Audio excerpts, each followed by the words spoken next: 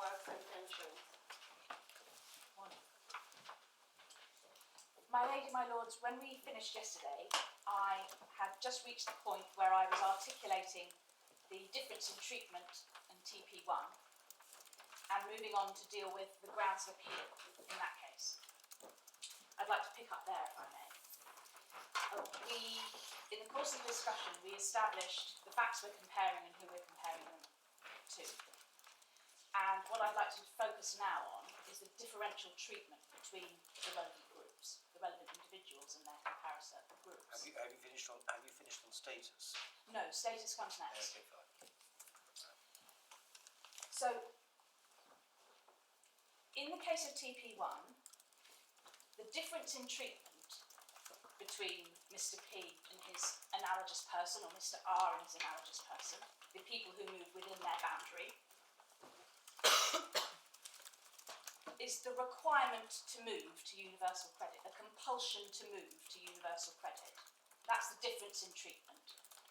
And the consequential cliff edge drop that follows. So that's the differential treatment, which is the focus of the justification exercise.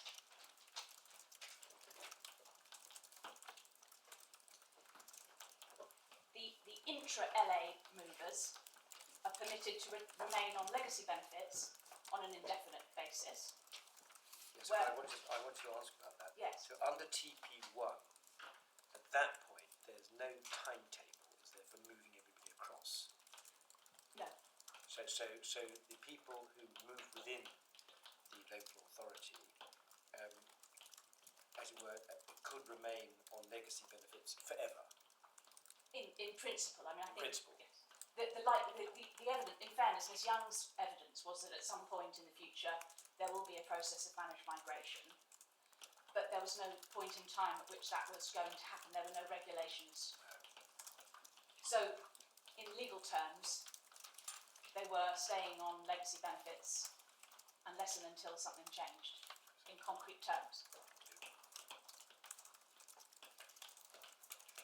And indeed, the corollary to that is,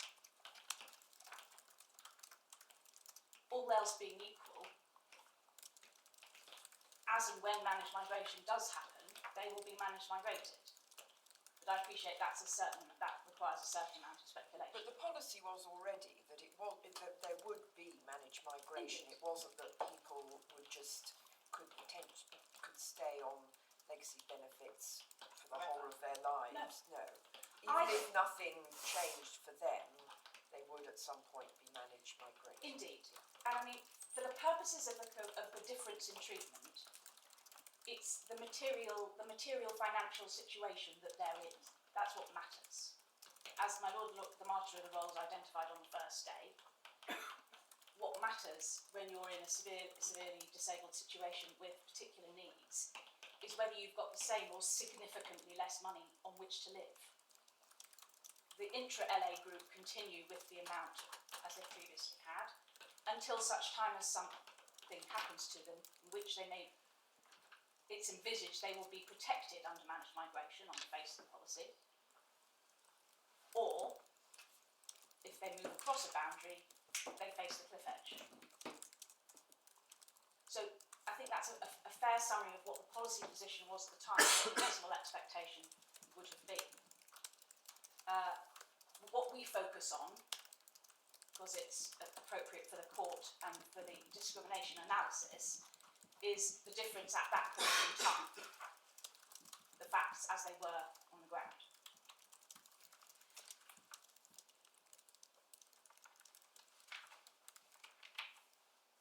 And so the important point to make in addition is that the effect of requiring a person to move on to universal credit, and I know that the court already has this, is to abolish all their other benefits.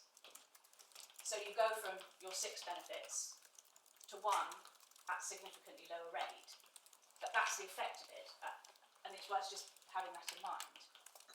Is it always at a lower rate? I thought that, I may have misunderstood, that the purpose of UC, as I understand it, is not to save money, but to redistribute it. Indeed. Now, doesn't that, I mean, it's me be relevant to other submissions you're going to make later on. But can I just flag it up now, because it's in my mind at the moment, given what you just said. Don't we have to be careful as a court of law? Because we're only dealing with one small aspect of a vast, complicated scheme, which we don't know everything about. And if we say that there have to be, quote, winners, unquote, could the consequence be that elsewhere in the system there will then have to be some losers? Or do you want to come back to that? I'll come back to that, please.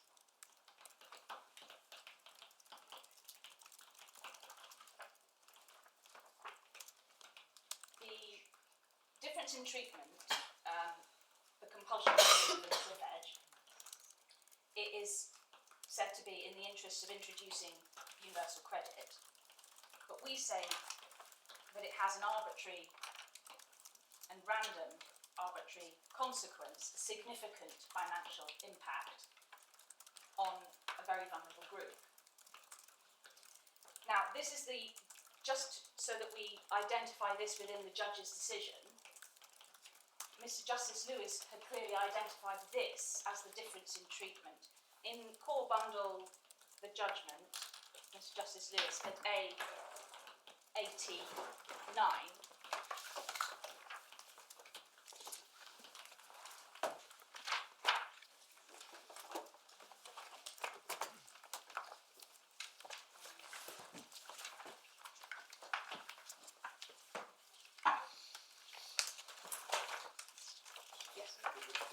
yes, sorry, A89, paragraph 47.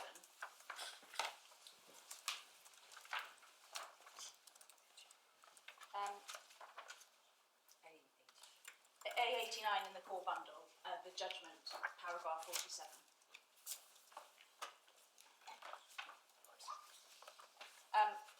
And if, sorry, my lord. Yes.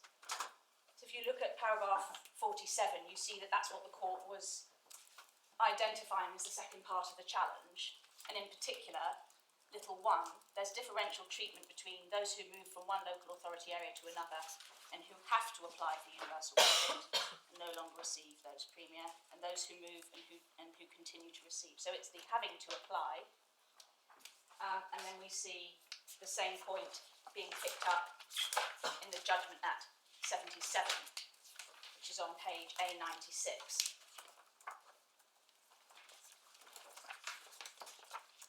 And that, I won't read it out, but that's an articulation of the difference in treatment between the two groups.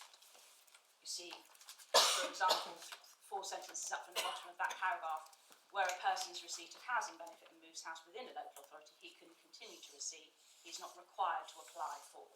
So it's the requirement to apply and the consequences of that. And again, for the court to note, that's picked up in the conclusion paragraph of paragraph 114 on page A102, in terms of how Mr. Justice Lewis articulated the consequence of that. He said the implementing arrangements give rise to unlawful discrimination. There's differential treatment between the group of persons who are received and who transferred and so receive less money. And so on. So that's the difference in treatment that the court was focusing on. Now I would like to move on to giving what we say are the 3 answers to the Secretary of State's ground of appeal. The Secretary of State's ground of appeal, which I hope I articulated in summary yesterday, is that you're really just comparing 2 schemes.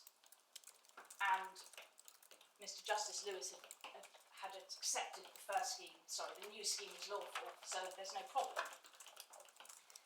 And as I say, I have 3 answers to this. The first is a conceptual one, which I made briefly yesterday, but I'll just make it again, which is, this is an introduction of a transitional scheme for introducing universal credit. These are transitional provisions, 2014 regulations.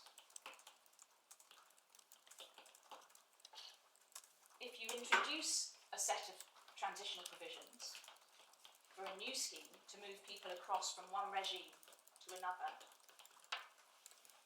then that needs to be done in an Article 14 compliant way.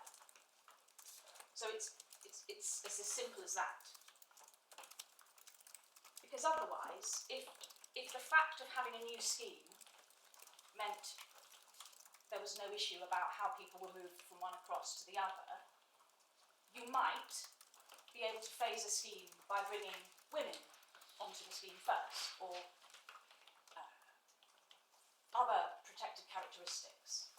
But that would be immune from discrimination analysis, and we say that's just the wrong way of looking at this. And it's important to look at it this way, because this is not a case where the Secretary of State has opted, perhaps understandably, to bring this in overnight for everyone. It's a phased set of issues with policies about how to protect people within that. And so this is not,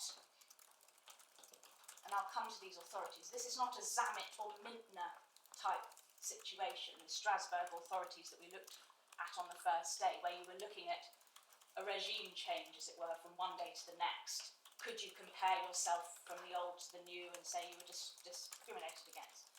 This is not that situation. And we say that just puts a lot of clear blue water between my discrimination Those are the date cases. the date cases, between our analysis that was upheld by Mr. Justice Lewis and the fundamental submission that the Secretary of State makes. So the phases and the triggers, if they can be said to give rise to differential treatment on grounds of status, have to be justified. So that's the first point.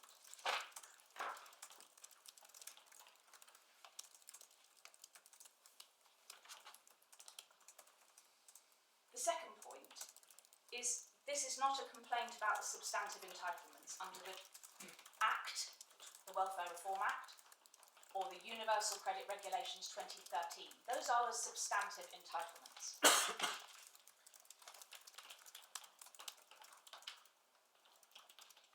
There is therefore nothing inconsistent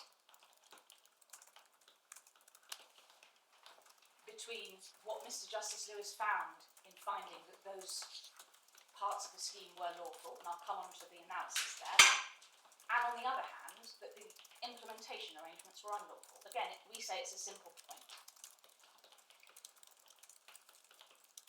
And I need to just go into a little more detail on that. The argument that was put on the first part of the case needed to be put, and was put, in terms of a comparison within the scheme as to how different groups of disabled people were treated. That would have applied to entirely new claimants or existing claimants. The way that the Universal Credit Scheme chose to treat disabled people gave rise to discrimination within that scheme. That was the first part of the case. We lost that part of the case, there was no appeal, and as I say, there's no problem with that as far as Mr. Justice Lewis is concerned. We say that the Secretary of State's submission simply elides the first and second parts of the case. May I just take the court to the relevant paragraphs which articulate those points in the judgment? Again, we're in core bundle.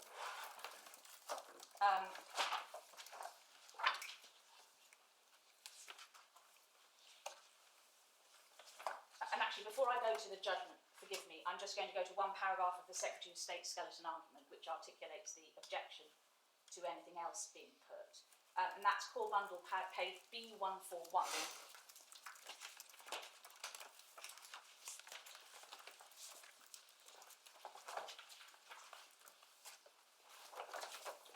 So this is this core bundle, page B141, paragraph 14 of the Secretary of State's skeleton argument. The Secretary of State's submission was, if you want to complain about universal credit per se, you have to complain about the scheme and how it deals with it within that scheme. You can't complain about what you used to get and what you're now getting, because that's an old scheme and we're entitled to replace it. It's akin to the Zammit type arguments. we're changing the law, you can't expect to continue to be treated in the same way. And so the Secretary of State made that point loud and clear. Is everybody with me?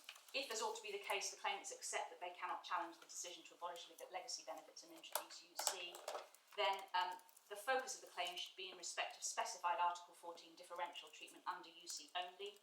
Save for issues of transition, it is lawful for the population, etc., etc. So that's the fundamental point. But yours is an issue of transition. Indeed. So that was the first part of the case. We tackled it head on.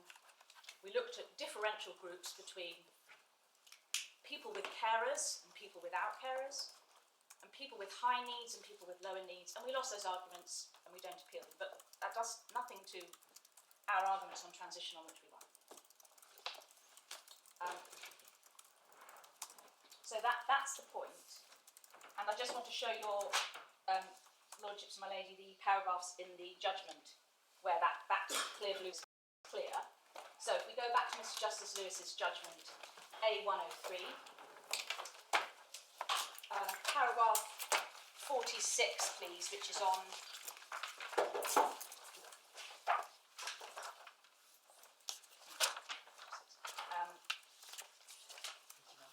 49. Sorry, forgive me, I'm lost my reference.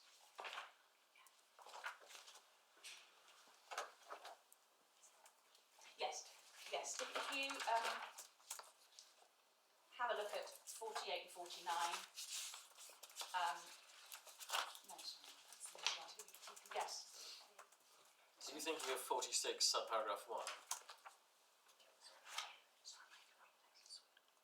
I'm in Mr. Justice Swift's judgment, that's why I'm in the Oh, place. sorry. Sorry, forgive me, I think my reference is there. Yes. Sorry, forgive me. Yes, I did have the right reference, just the wrong judgment, sorry.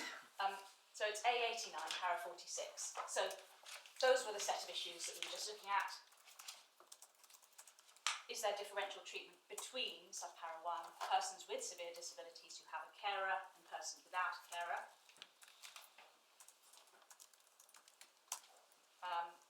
Or, little 2, the 2013 regulations treat those with severe disabilities in the same way as those who have less severe disabilities. Now, my learned friend Mr. Milford referred to that on the first day as a flimenos argument, and indeed it was a flimenos argument. I just want to flag that up because it's not the same one that we make on the respondent's notice, that's a separate one. I just wanted to be clear on that. So those sets of issues are one set, the para 47 sets of issues are the second sets of issues, and the conclusions that Mr. Justice Lewis reaches are at judgment.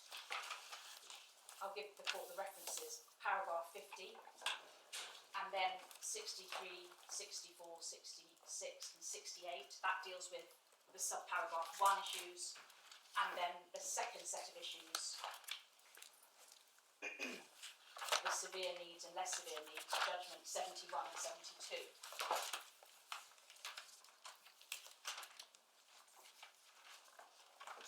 So we say nothing inconsistent with the latter and the former. The fact of a new scheme does not in and of itself remove any ability to make a difference in treatment arguments.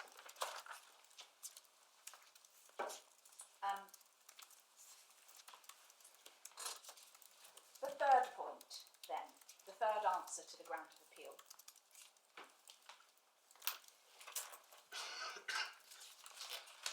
This is not a complaint about differential treatment in terms of transitional protection.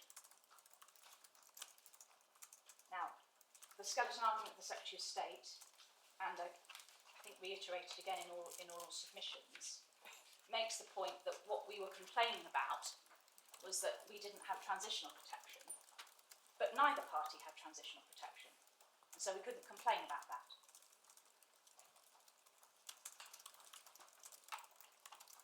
That's why I'm very careful to ensure that I explain to the court the differential treatment that this argument was focused on was between two groups who admittedly didn't have transitional protection, but it was the requirement to claim UC and the consequential cash loss. A way of mitigating that might have been to provide transitional protection, which is at the justification stage where the policy comes in and so on. But the differential treatment is not about an absence of transitional payments per se.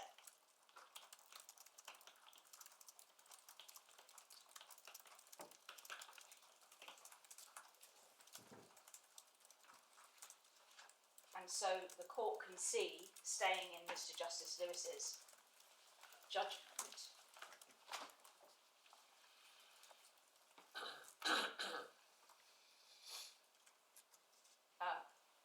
for example, at paragraph 82, which is on page A97 of the court bundle,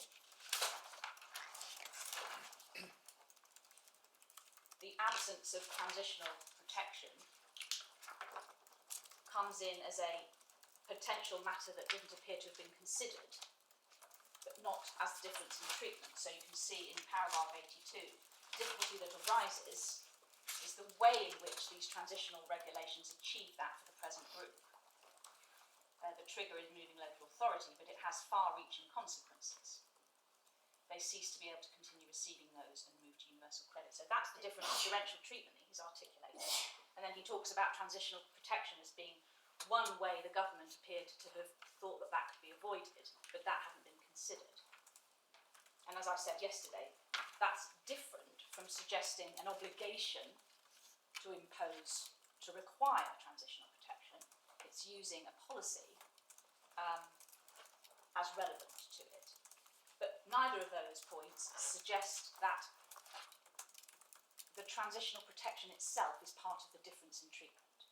I hope I've made that clear. I think that is clear. Thank you for that. But I think the fundamental submission that Mr. Milford is making is that the logical consequence of your submission and the judge's judgment would be that people in some way have to be retained on the legacy benefits in substance, because that's the comparison you're making. The person who doesn't move, the reason why they don't need a transitional protection is simply the fact that they remain on legacy benefits. So if Mr. Milford is right to characterise the problem in that way, doesn't that mean that Article 14 would be getting in the way of the government's policy choice that they wanted to move to an entirely new scheme of benefits, you see? Yes, I see the point. But that's why we characterise it in terms of a transitional set of regulations, which it is, to move from one to the other against a backdrop of a policy of protection and phasing to ensure that people are not moved before it's appropriate to move them, etc., etc. And in doing so, you have to be able to justify the Article 14 implications of that. One way of doing that, the Secretary of State has adopted, is to keep some people on legacy benefits indefinitely until she decides to implement her scheme, and others not. That advantage and substantial disadvantage is what has to be justified. And well, it has to be justified if the criterion for deciding who moves is within Article 14. Indeed. Or has to be justified under Article 14. Yes. So the policy of introducing UC itself is a part of the justification, but it still needs to justify the difference in treatment and the way that that presents for the groups that we are looking at, for the analogous groups. And that was why Mr. Justice Lewis articulated it in terms of far-reaching consequences for a vulnerable group in circumstances where other cohorts of vulnerable people who are in analogous positions are not put to that detriment. Have you, Secretary of State, understood and thought about those consequences in the interest of rolling out UC? And have you done so, Secretary of State, when you appear to have explicitly and in a welcome way articulated a clear policy, a twofold one. No cash losers at the point of change, if I can put it in those terms, where circumstances stay the same, understood. But secondly, that severely disabled people were identified as a group who would lose out and for whom careful consideration had to be given about how they would be protected. So then when you have that arbitrary disadvantage being visited upon one cohort of severely disabled people who move across a boundary and not on others, simply saying we need to roll out UC doesn't explain that difference in treatment. And that is how we articulate the case. And so I hope that provides, well, that is our answer to Mr. Milford's fundamental submission. Can I ask you, please, about one aspect of what you've just said? Because I'm not, speaking for myself, I'm not entirely sure why it's relevant at all to an Article 14 analysis, and that is the history, which the judge mentioned, that you just mentioned, that this particular government, at this particular time, had been talking about, as a policy matter, being alive to the needs to protect certain people. What's that got to do with Article 14? Because surely there's either a breach of Article 14 or there isn't. And that would, in principle, that would be so anywhere in the Council of Europe.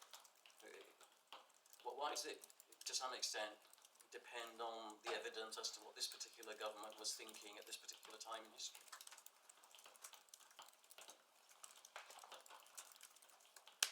Well, I think my answer to that would be twofold. Firstly is, it's not dependent upon that policy.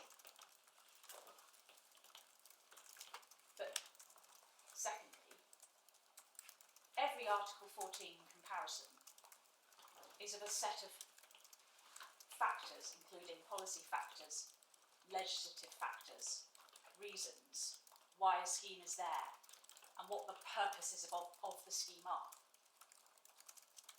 And so any Article 14 analysis is necessarily case and fact specific.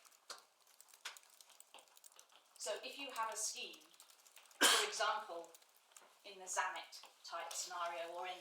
Yes, but I think just to press the point a bit, if there had been no statements, or if the statements had been, we're going to do this, if the statements had all along been, we're going to do this, we're very sorry that there are going to be some people who lose out, but there are some people who are going to benefit and have increased amounts in their pockets, and that's what we've decided to do. Would your case then be weaker than it is now?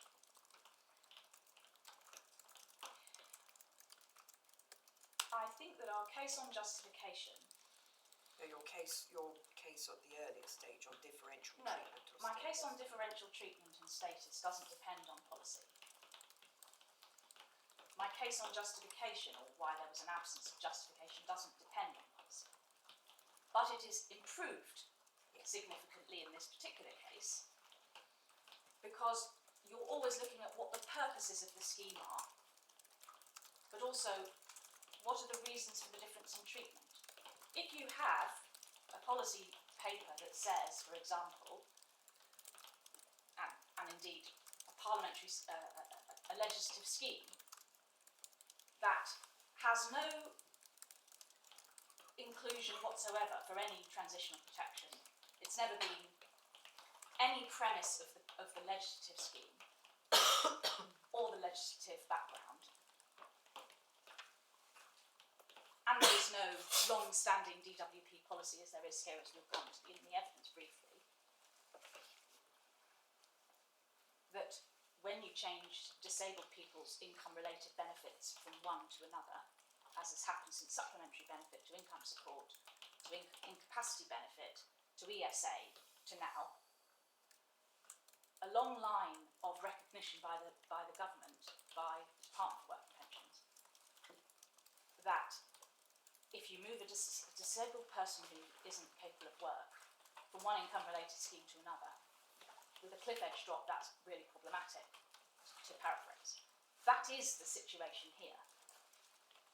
And you have, but if you have absolutely none of that, then you're in a, potentially, and you have a point in time at which you move, then you're in more of a pure Zammit or Mintner or Doherty type situation where you're moving for policy reasons from one scheme to another on a date and time.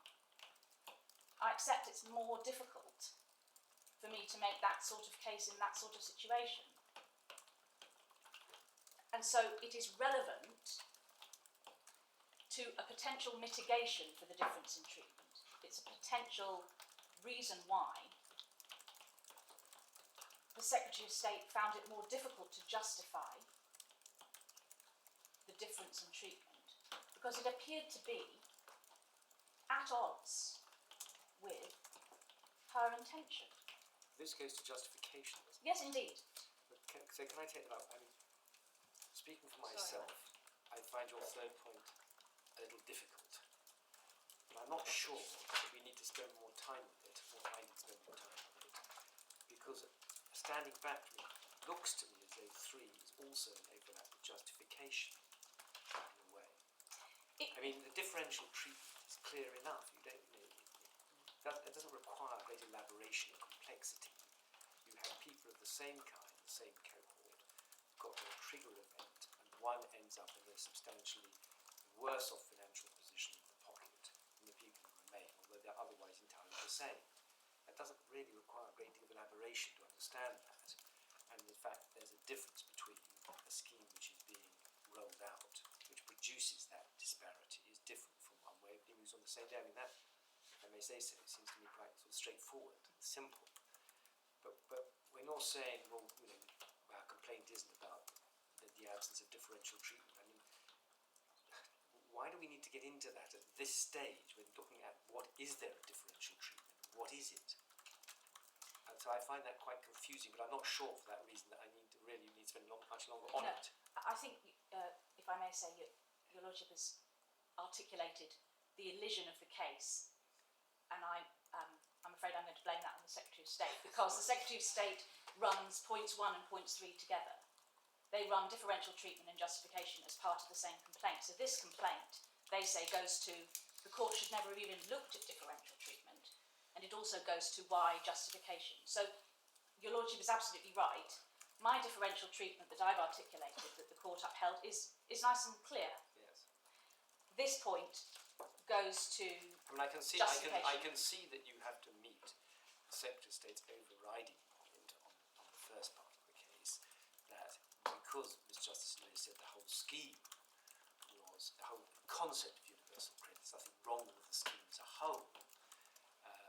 And his argument is, well, once you accept that, then the fact that you are rolling it out in phases means there are bound to be some people who are worse off than others. That's inherent in the scheme, and he's got a very simple point on that. But that again is eliding justification and differential treatment, which is confusing to my rather simple mind. I'm not asking to spend more time on 3.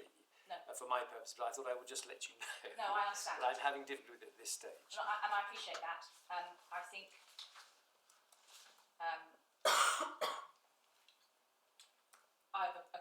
I'll pick up any points I need to pick up further on that at the justification stage.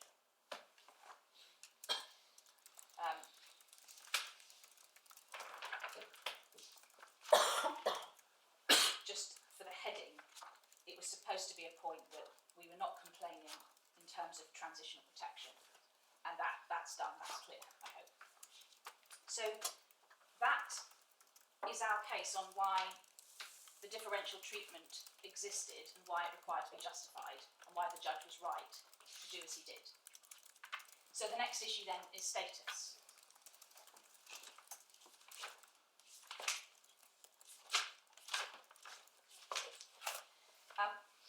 Now, just again to repeat what the Secretary of State's case here is. The Secretary of State says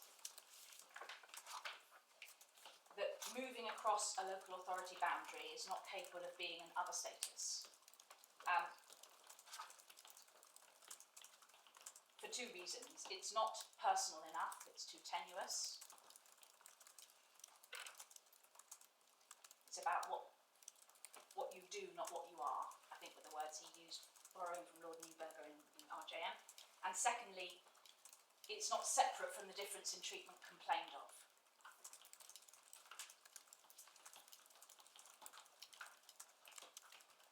pausing there.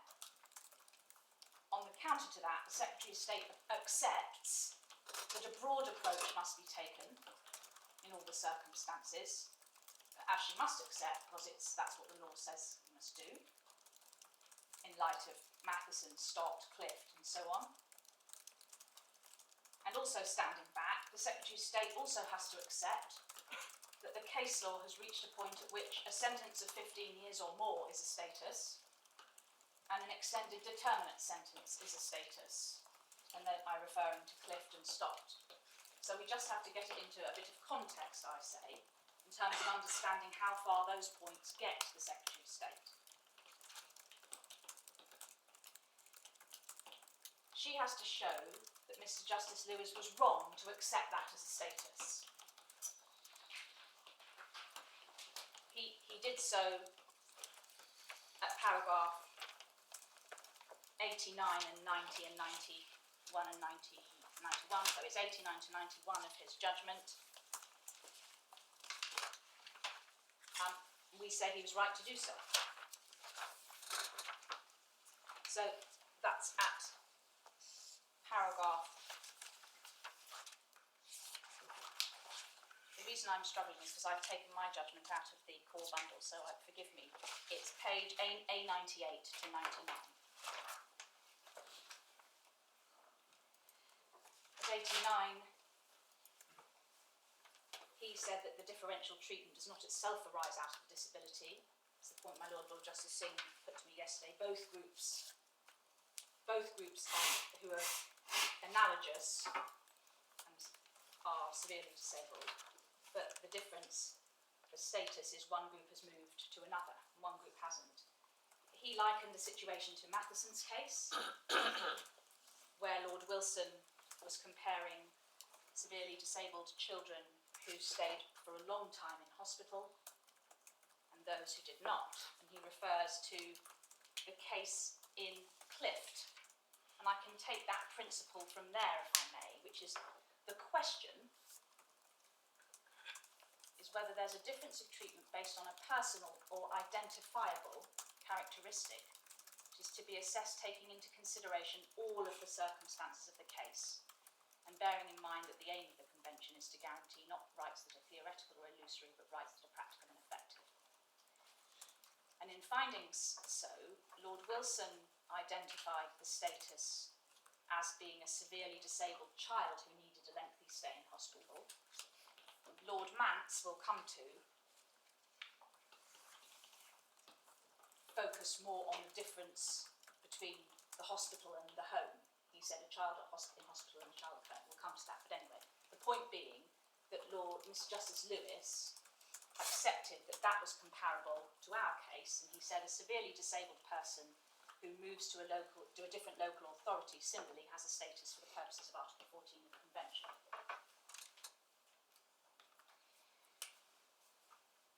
Now, we say he was right, and we say there's no error.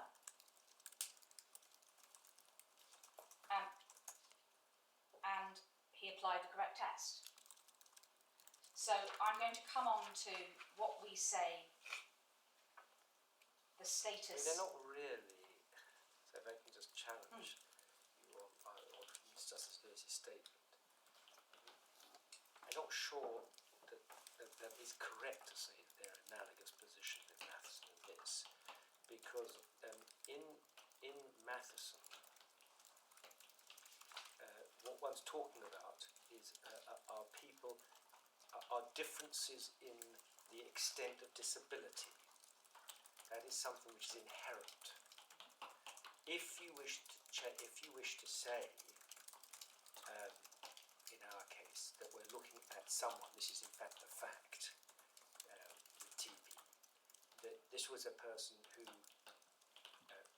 wanted or needed to transfer boundaries because he wasn't receiving sufficiently good care for his condition, that would be analogous.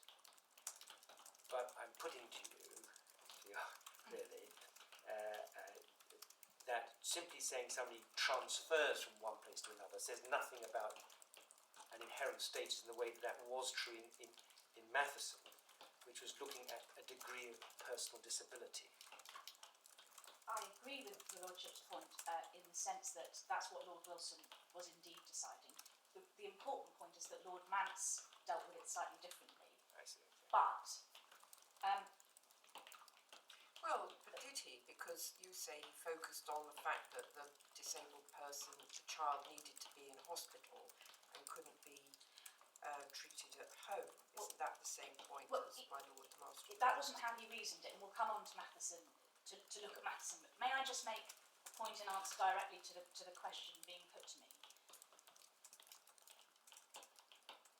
Mr. Justice Lewis has looked at the matter in terms of his status as moving across a boundary. We say he was right to do so. We say there's no error. We say that the analysis with Matheson works for reasons I'm going to take you to, and that it's right in any event. But just so that the court understands, the Commission, and maybe that Mr. Butler makes a point on this later, I'm not sure. The Commission raised an argument that it could be seen as a status arising from force of circumstance. The reason for your move is a force of circumstance. And we see that Mr. Justice Lewis referred to that, which I think is picking up in a sense the point that your Lordship has put to me. Mr. Justice Lewis, on the facts, decided that he didn't need to go there, he didn't want to go there. If I can put it in those terms, he didn't find that a helpful analysis, sorry to be more precise, on that particular case. And I'm not seeking to go beyond what he found. So, just for the purposes of the appeal, that's how I articulated it. Because my learned friend has to show why Mr. Justice Lewis was wrong. I entirely accept that there are a package of factors that sit behind the move across a local authority. And what I would like to do is articulate why they give a status to the individuals here. It's not simply, for example, a determinate sentence is not simply a sentence, it's a determinate sentence that, sitting behind it, a number of different issues. Here, why is a move across a boundary something personal or identifiable? And I'll explain why. We say a move across a local authority boundary is part of where you live, it's part of your residence.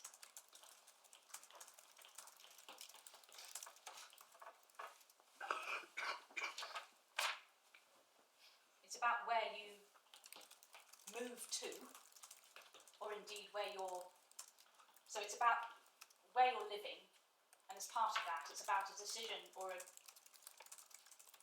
compulsion to move to a different location. Well, to get a compulsion going back into my area. Yes. But what I'm trying to do is to get behind the label and just understand how. But none of those were the reason why it was made a criterion. The reason why it was made a criterion was that it was convenient when people came to the attention of the new local authority because they had to make a new claim.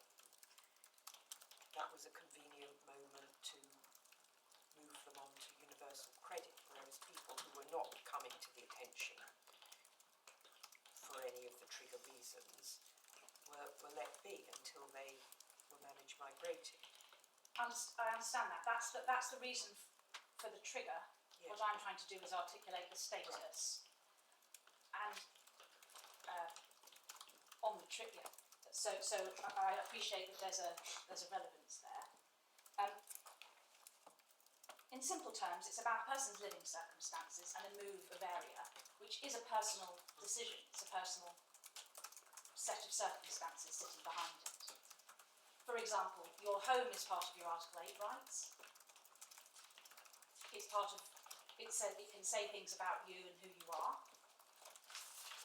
So a move home across a boundary is sufficiently related to residence, for example, ordinary residence as it was in Carson, or being with or without accommodation as it was in RJN. It's effectively akin to a status related to where you live, where you decide to move to. And my submission is that that is a sufficient personal or identifiable characteristic, taking a broad approach to all the circumstances, which is what the test says we have to do. Okay, take this as an example, an alternative. Suppose they had said that we're going to phase this over in 6 months. Every 6 months a new tranche of people are going to move across.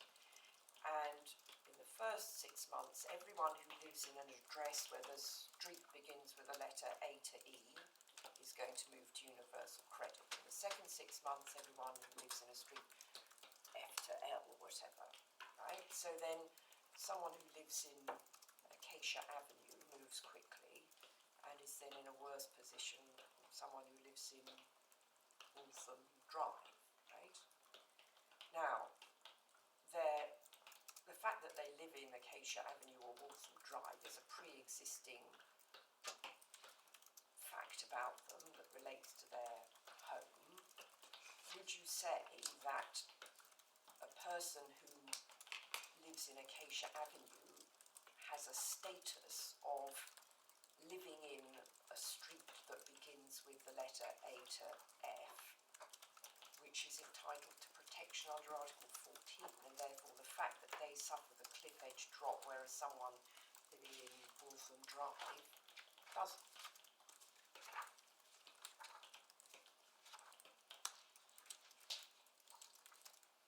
The status of where they live, where they move to, in this case, would be a status. So you would say it would have to be, that would be a status for the purpose of Article 14? Well, I'm saying that residence generally, where you live, is something to do, is a status. We know that from ordinary residence in Carson is a status, and being with or without accommodation has been accepted to be a status of homelessness. So here I say that a move across a boundary, a move to a different area is a sufficient status. It's not really to do with residents, is it? Because there are people in the area to whom to which TP moves, who will move within that area, and they don't move on to universal credit. So it's not about living in one local authority or another. No, but they're not affected by the problem. That's precisely our point, which is that... Yes, but the discrimination is not on the basis of where you're resident. It's on the basis of moving. Indeed. I think your ladyship was asking me whether living in Acacia Avenue is enough, Yes. is enough of a status. Sorry, my lady, Yes. because that's what you were asking me. Yes.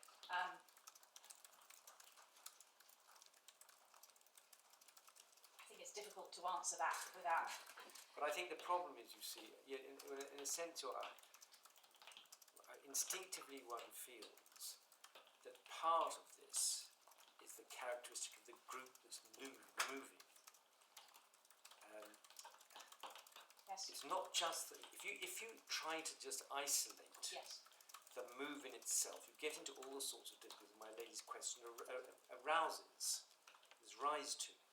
But once you start saying you're dealing with a vulnerable group which has requirements, which needs protection because they need facilities other people don't need, then whether you articulate it in the way that I was putting to you, I'm not suggesting that's correctly articulated, but the way I was putting to you initially, with the distinction with Matheson. Once you do that, you're talking about a category which has needs, which moves. Mhm. And somehow it seems to me that that's a critical feature somewhere here. And if what it may be that is implicit in what the judge is saying, that he's assuming you're talking about this group, not any other group, but this group that moves. And somehow it seems to me that may be an essential part of the status. I may be wrong about that, but that's what instinctively one feels that. This is a particular group, and it may, if it moves, it will have to make sure that wherever it moves to has the facilities it requires. It may need to move, it may not need to move, but whatever it does, it has requirements. Yes. And so for this group, moving is inherently related in some way or other to its status. That's what I'm kind of trying to articulate.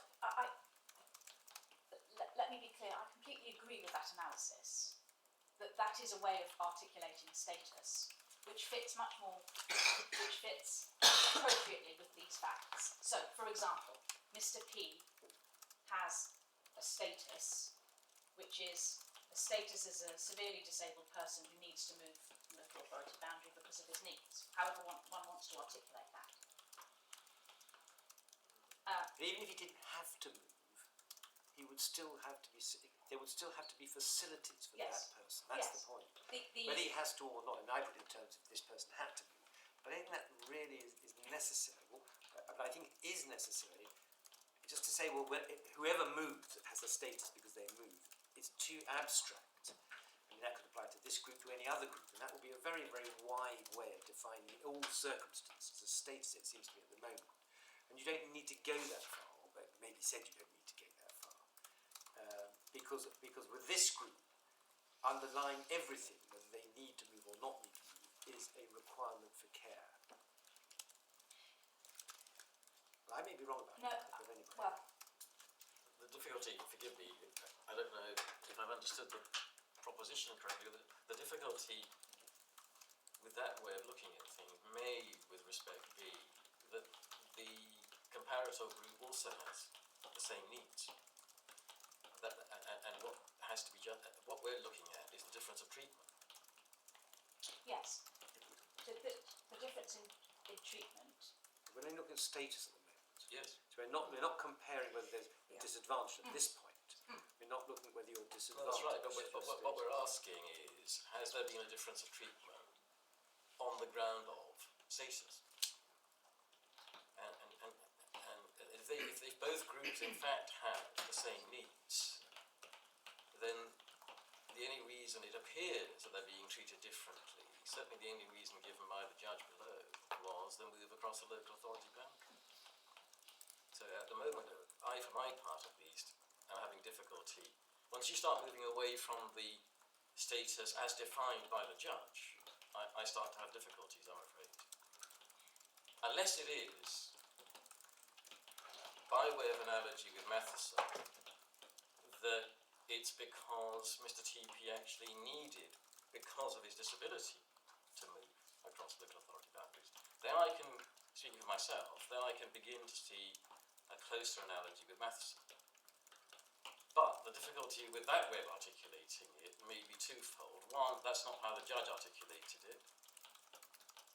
And two, perhaps more importantly, that would potentially give rise to some very difficult and sensitive questions. Because suppose, for example, because of course a lot of disabled people are perfectly able to work, they may need reasonable adjustments and so on. So it's not that they're incapable of work. So suppose you had a university lecturer in Bristol who gets a job at the LSE. So the reason he has to move to Hammersmith and Fulham is not because of his disability, but because he's got a new job. It starts to get quite difficult, and that may, I don't know, that may be why the judge didn't articulate it in terms of it's because of the disability that somebody's had to move. But And AR didn't.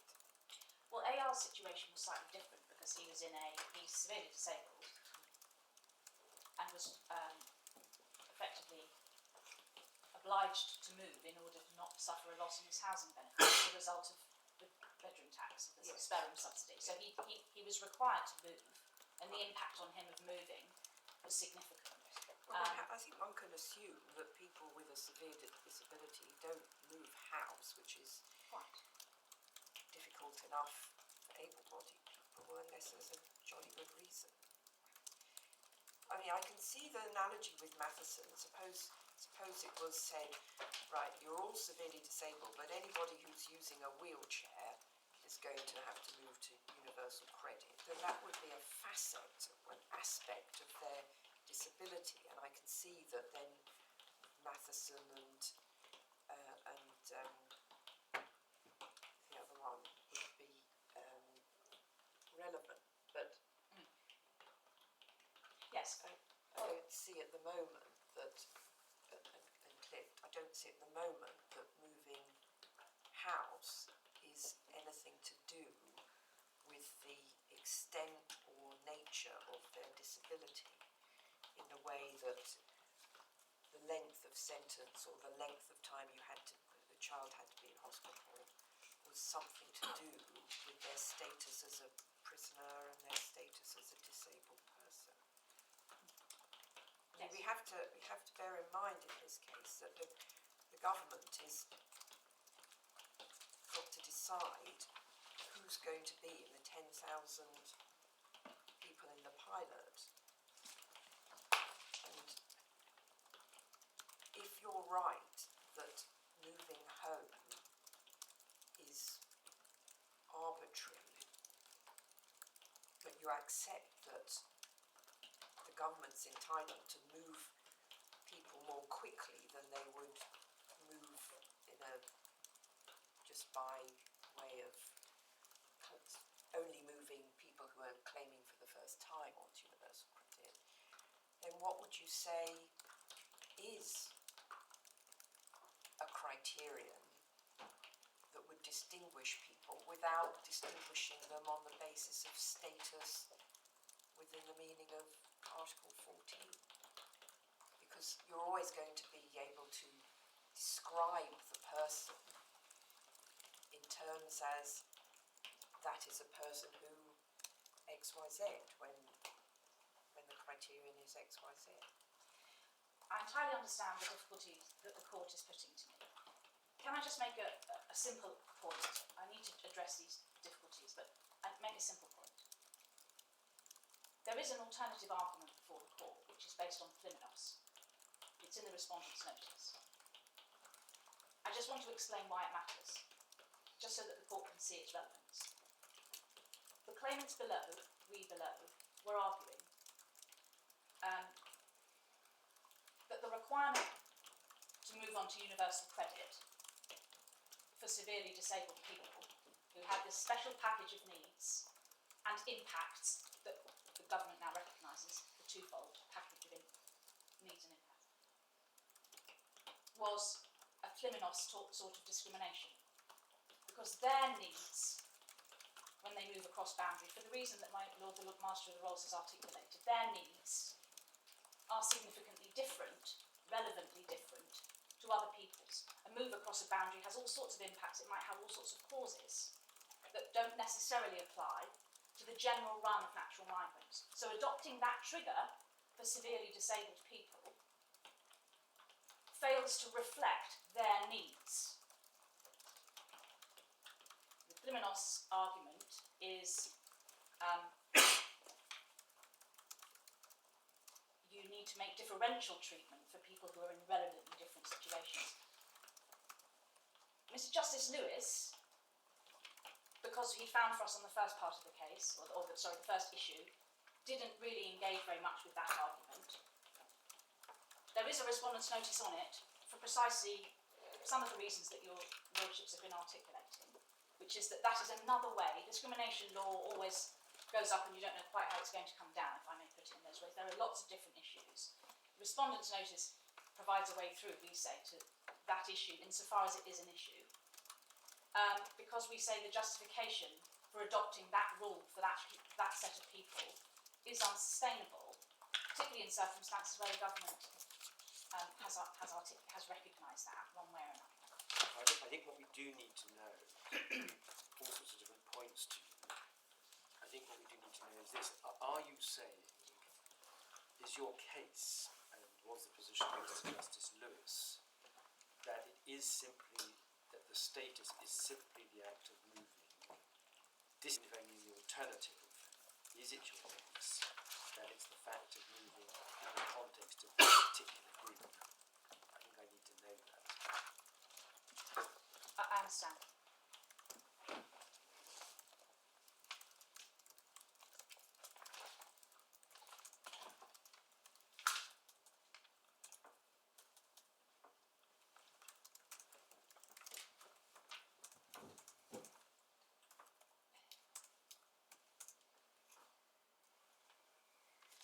I think the short answer to the question is that we say that Mr. Justice Lewis's conclusion is sustainable on the basis that a move across is sufficiently identifiable. But I would also submit, for the reasons that we have been debating, the status in this particular case is related to the nature of the people who have it. They're severely disabled people who move across a boundary, as opposed to severely disabled people who move within a boundary. That is how I would prefer to articulate it, to be straight about it. That's how I would prefer to articulate it, because it feels more natural and it feels more accurate. I think that this case is sufficiently close to Matheson that analysis works, and I think it's also supported by some subsequent dicta of Lady Hale in DA, where she talks about status as a overall concept, and then you can have subdivisions within it. Now,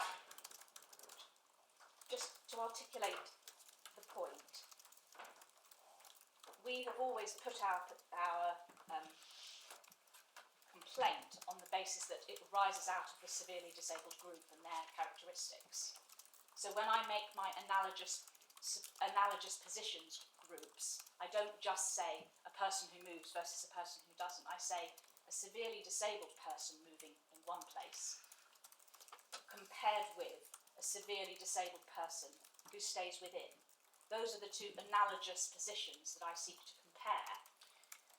Well, that's all very well, but this court has to decide whether moving across a boundary is a status, and if we decide it is, and then there's a group of people who claim housing benefit, not because they're severely disabled, but because they need help with their housing costs, and presumably a lot of them are moving across local authority boundaries and having to claim universal credit, and then they would compare themselves with non-disabled people who move within the local authority,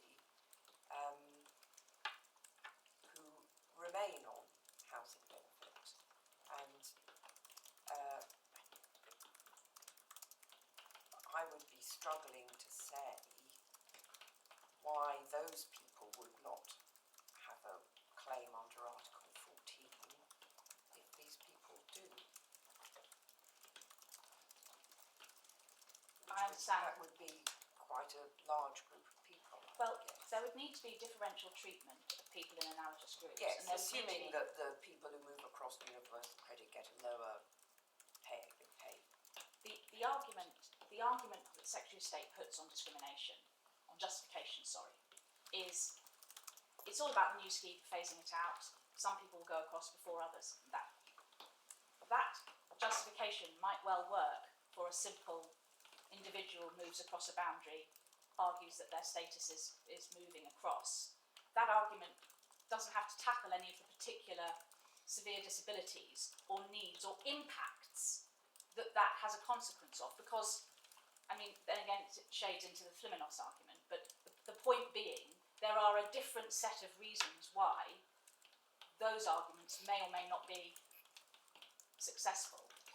Right, but do I take it from your answer that you would accept that those people also have a status, and the question would be whether it's objectively justified or not? If the simple status is moving across a boundary, I say it relates to where you live, etc., regardless of your disabilities, it relates to where you live, then yes, that is a status. And I don't think that I'm going very much further, or indeed anywhere near further, than the sorts of statuses, if we keep that in its own pocket, the sorts of statuses that have been accepted by the courts. So, and I've already said it, so I'll probably be repeating myself, but a move from one place to another, ordinary residence, being with or without accommodation, being an outline planning commission person rather than a different type of planning commission person in Pine Valley, in Powlick, having a judicially approved paternity versus a different, it can be a relatively fine distinction, the status, as long as it is an identifiable characteristic that exists outside of the difference in treatment complained upon.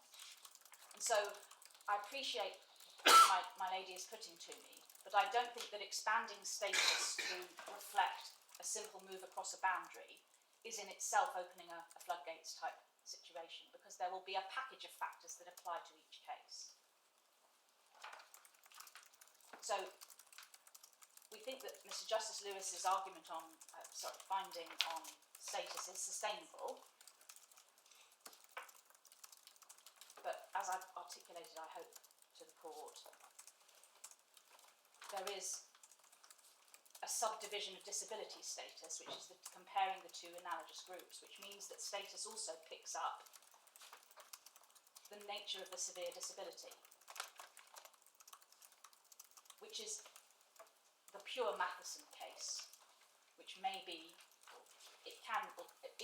it's what Lord Wilson articulated in Matheson and not what Lord Mounts did. So would it help just to go to that case and have a look at the way that courts articulated it in that case?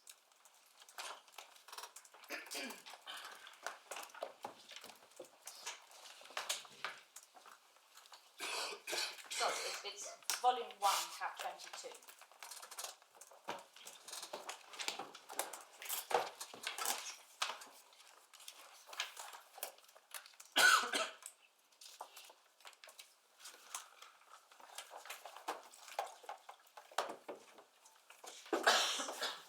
So it's the first volume of the authorities, tab 22.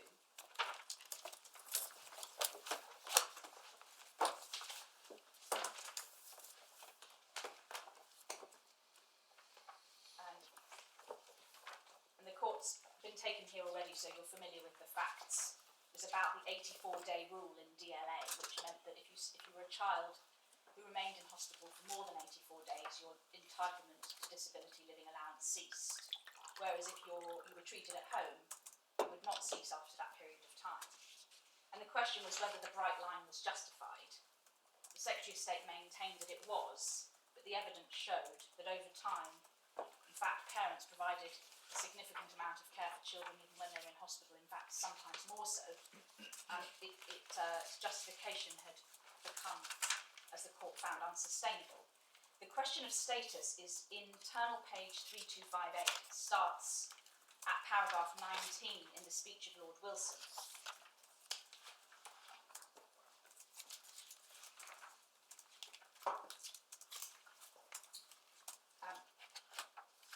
And Lord Wilson refers to the question of other status.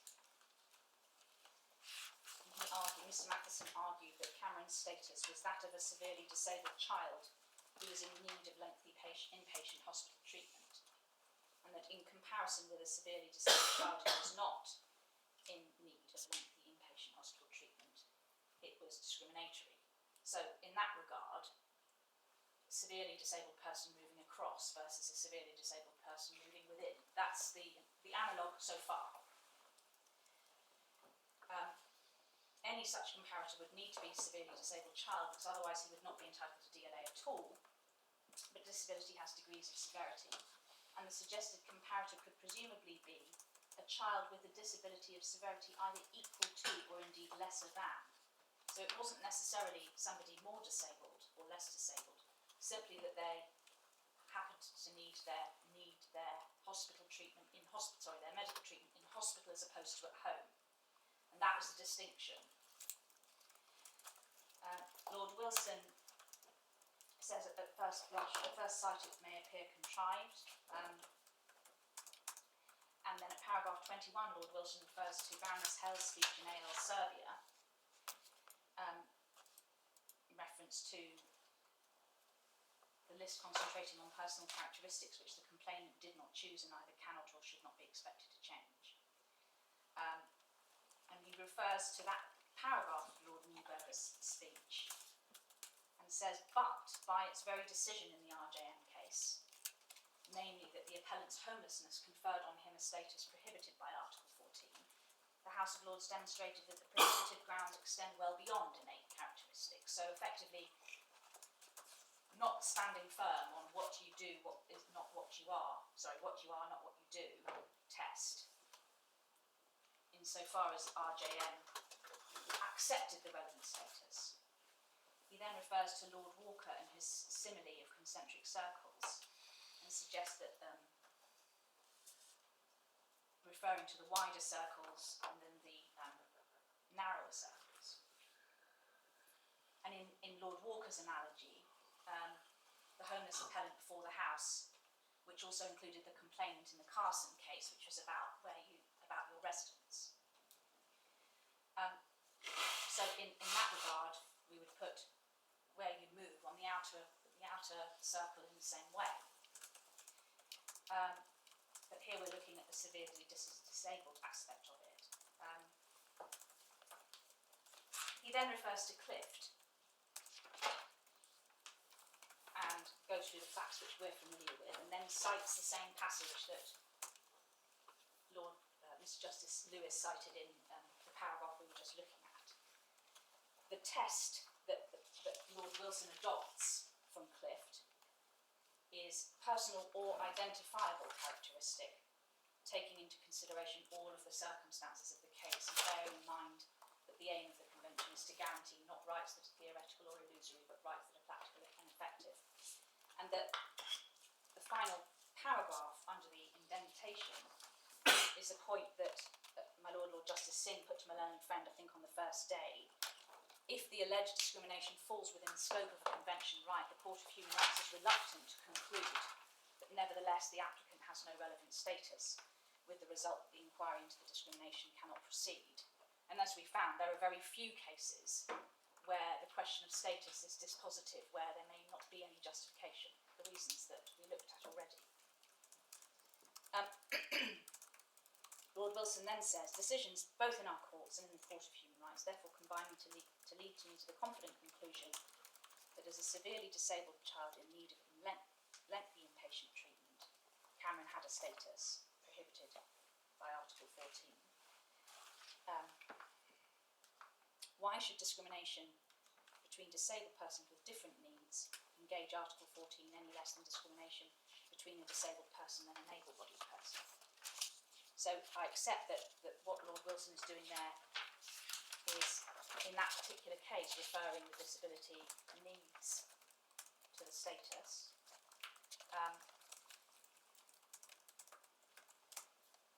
But that's similarly a potential link in this case, where the need, your severe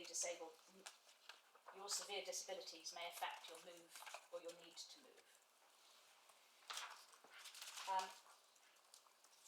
And in that case, Lord Wilson found that the case was either within the narrowest or within the one in the middle, in terms of the concentric circles. So that's how Lord Wilson analysed the point.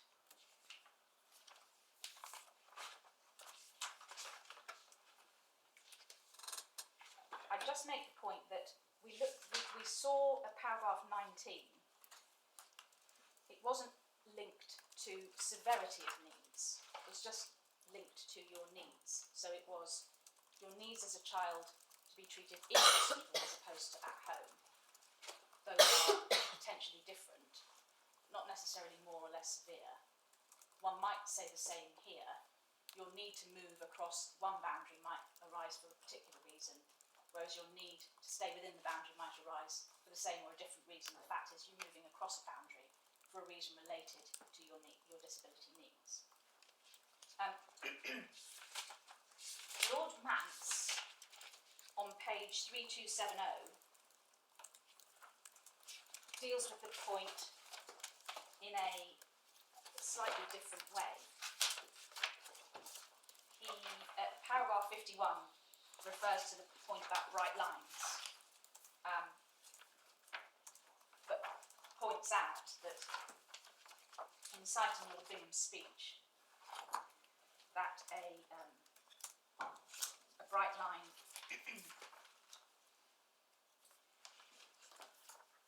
may have hard edges falling on either side of it, but overall must be beneficial. He deals with the question of status, having found an absence of justification in paragraphs 52 through to 59.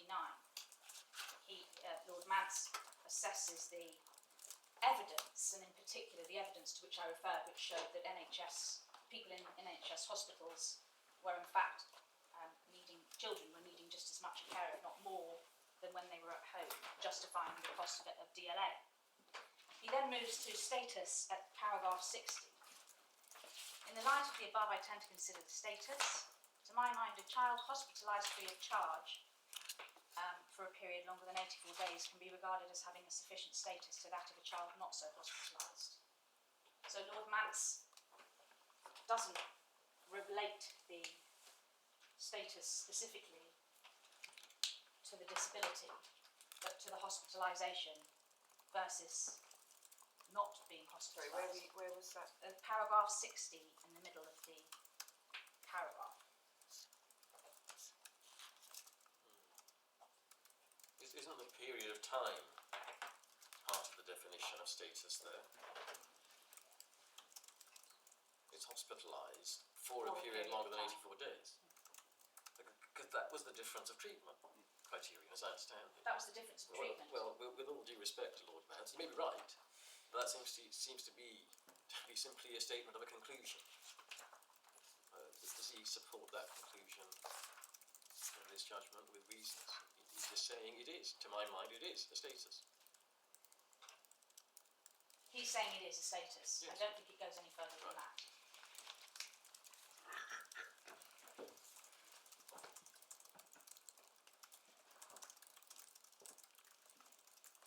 But if one reads Lord Wilson's reasoning as being by reference to severe disability, Yeah. I Then mean, the Lord implication Mance- is reference to the need, the medical need. indeed. I think what Mr. Justice Lewis took from that was that if you have a comparison between two different groups of severely disabled people, the only difference between them is not the disability itself, it's a subdivision of two different groups of disability. There is no reason why one shouldn't be able to compare the treatment that they receive on a particular basis that sufficiently falls within status. And that was why he, I think, took the approach that he did in the case, which we were inviting him to take, of course. Did we look at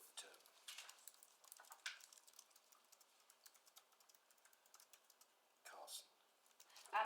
Very briefly, but I can take the court to it. It's Well, I mean, in a sense, that's the nearest you get, isn't it? Because that was a country, it's where you lived. It was a country of residence, I understand it.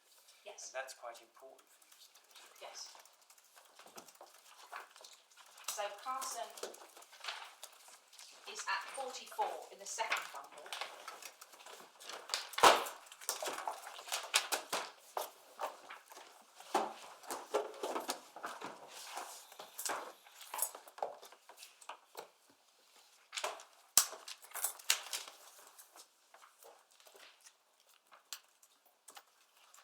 Yes, we did look at it.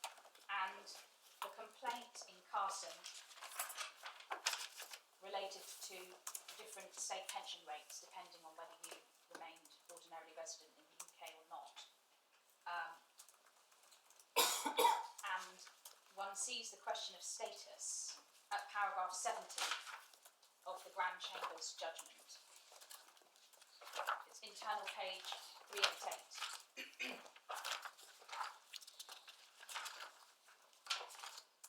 So which paragraph? 7? Sorry, paragraph 70, yes. The Grand Chamber agrees with the Chamber's conclusions on this issue. Shall I just ask the court to read the Yes, paragraph? thank you.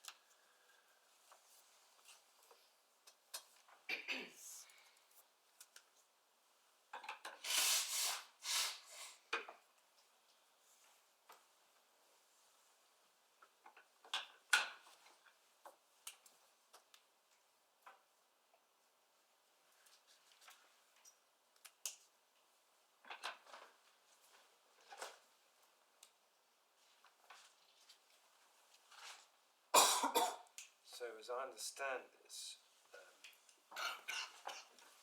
the same pensions legislation had a different impact upon like people depending upon where they were. Indeed. That was the point.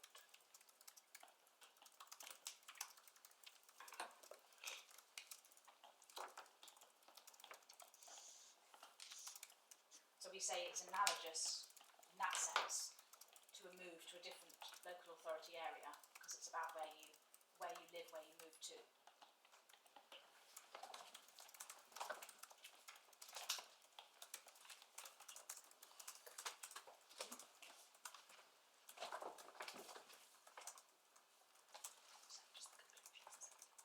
Yes.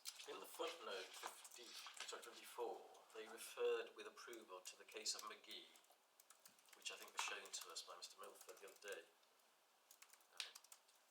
But I think you would say that McGee is distinguishable for the reason that the Grand Chamber here gives. Indeed. What McGee was about was the fact that the United Kingdom has different legal systems within its constituent parts.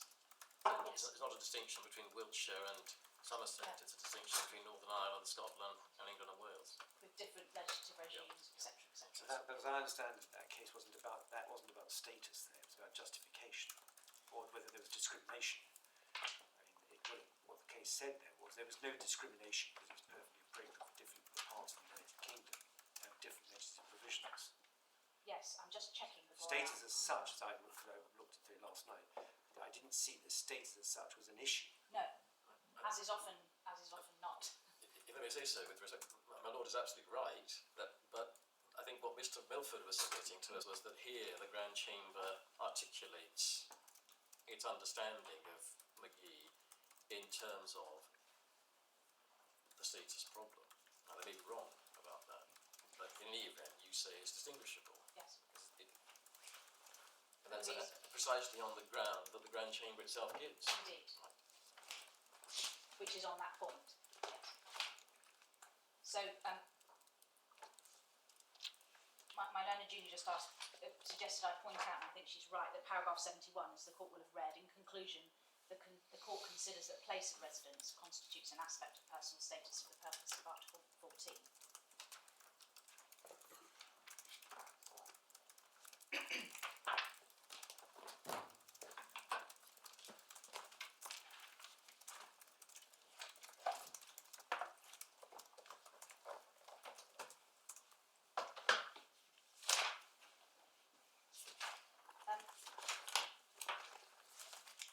So, I think we've clarified the issues on status, and I hope I've made my submissions as far as possible in relation to both the ways that this case was found by Mr. Justice Lewis and could be found by relation to analogous people who are both severely disabled, where severe disability represents part of their status. And I would commend both options to the court. Sorry, just articulate the second option again. A status which includes not just the move, but the fact that it relates to and it applies to a person who is severely disabled. Right, but that's not a status which gives rise to the difference in treatment.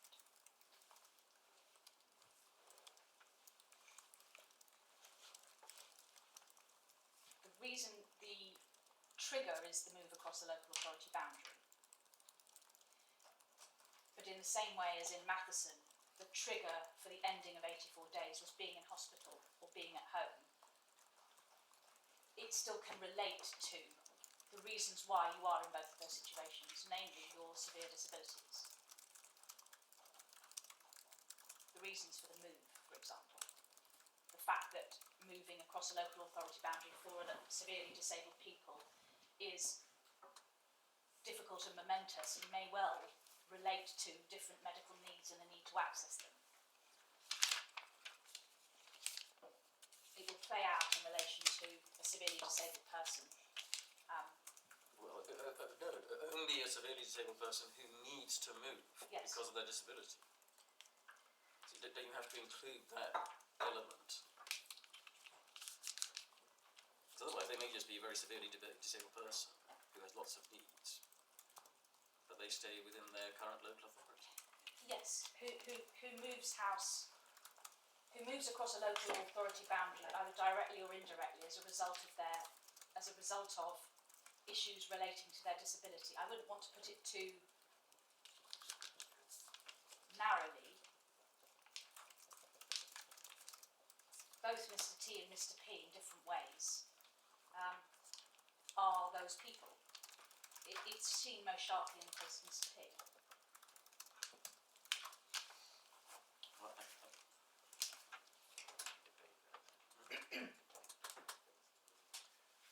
The difficulty, and I have no concluded view on this, you understand, we're just trying to test the Of proposition. course. The difficulty with that way of articulating it may be right, is that what was under challenge was legislation.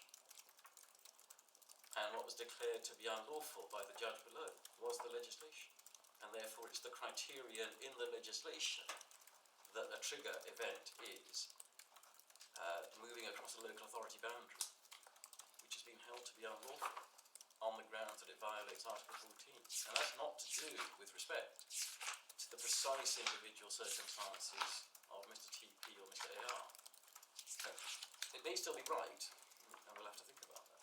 Well, the declaration, See, I think it does need to be talked about. I'm not sure we can take as much further because we've got your submissions, but we'll have to think about it very carefully. Because it may be that actually talking about language itself, I think, it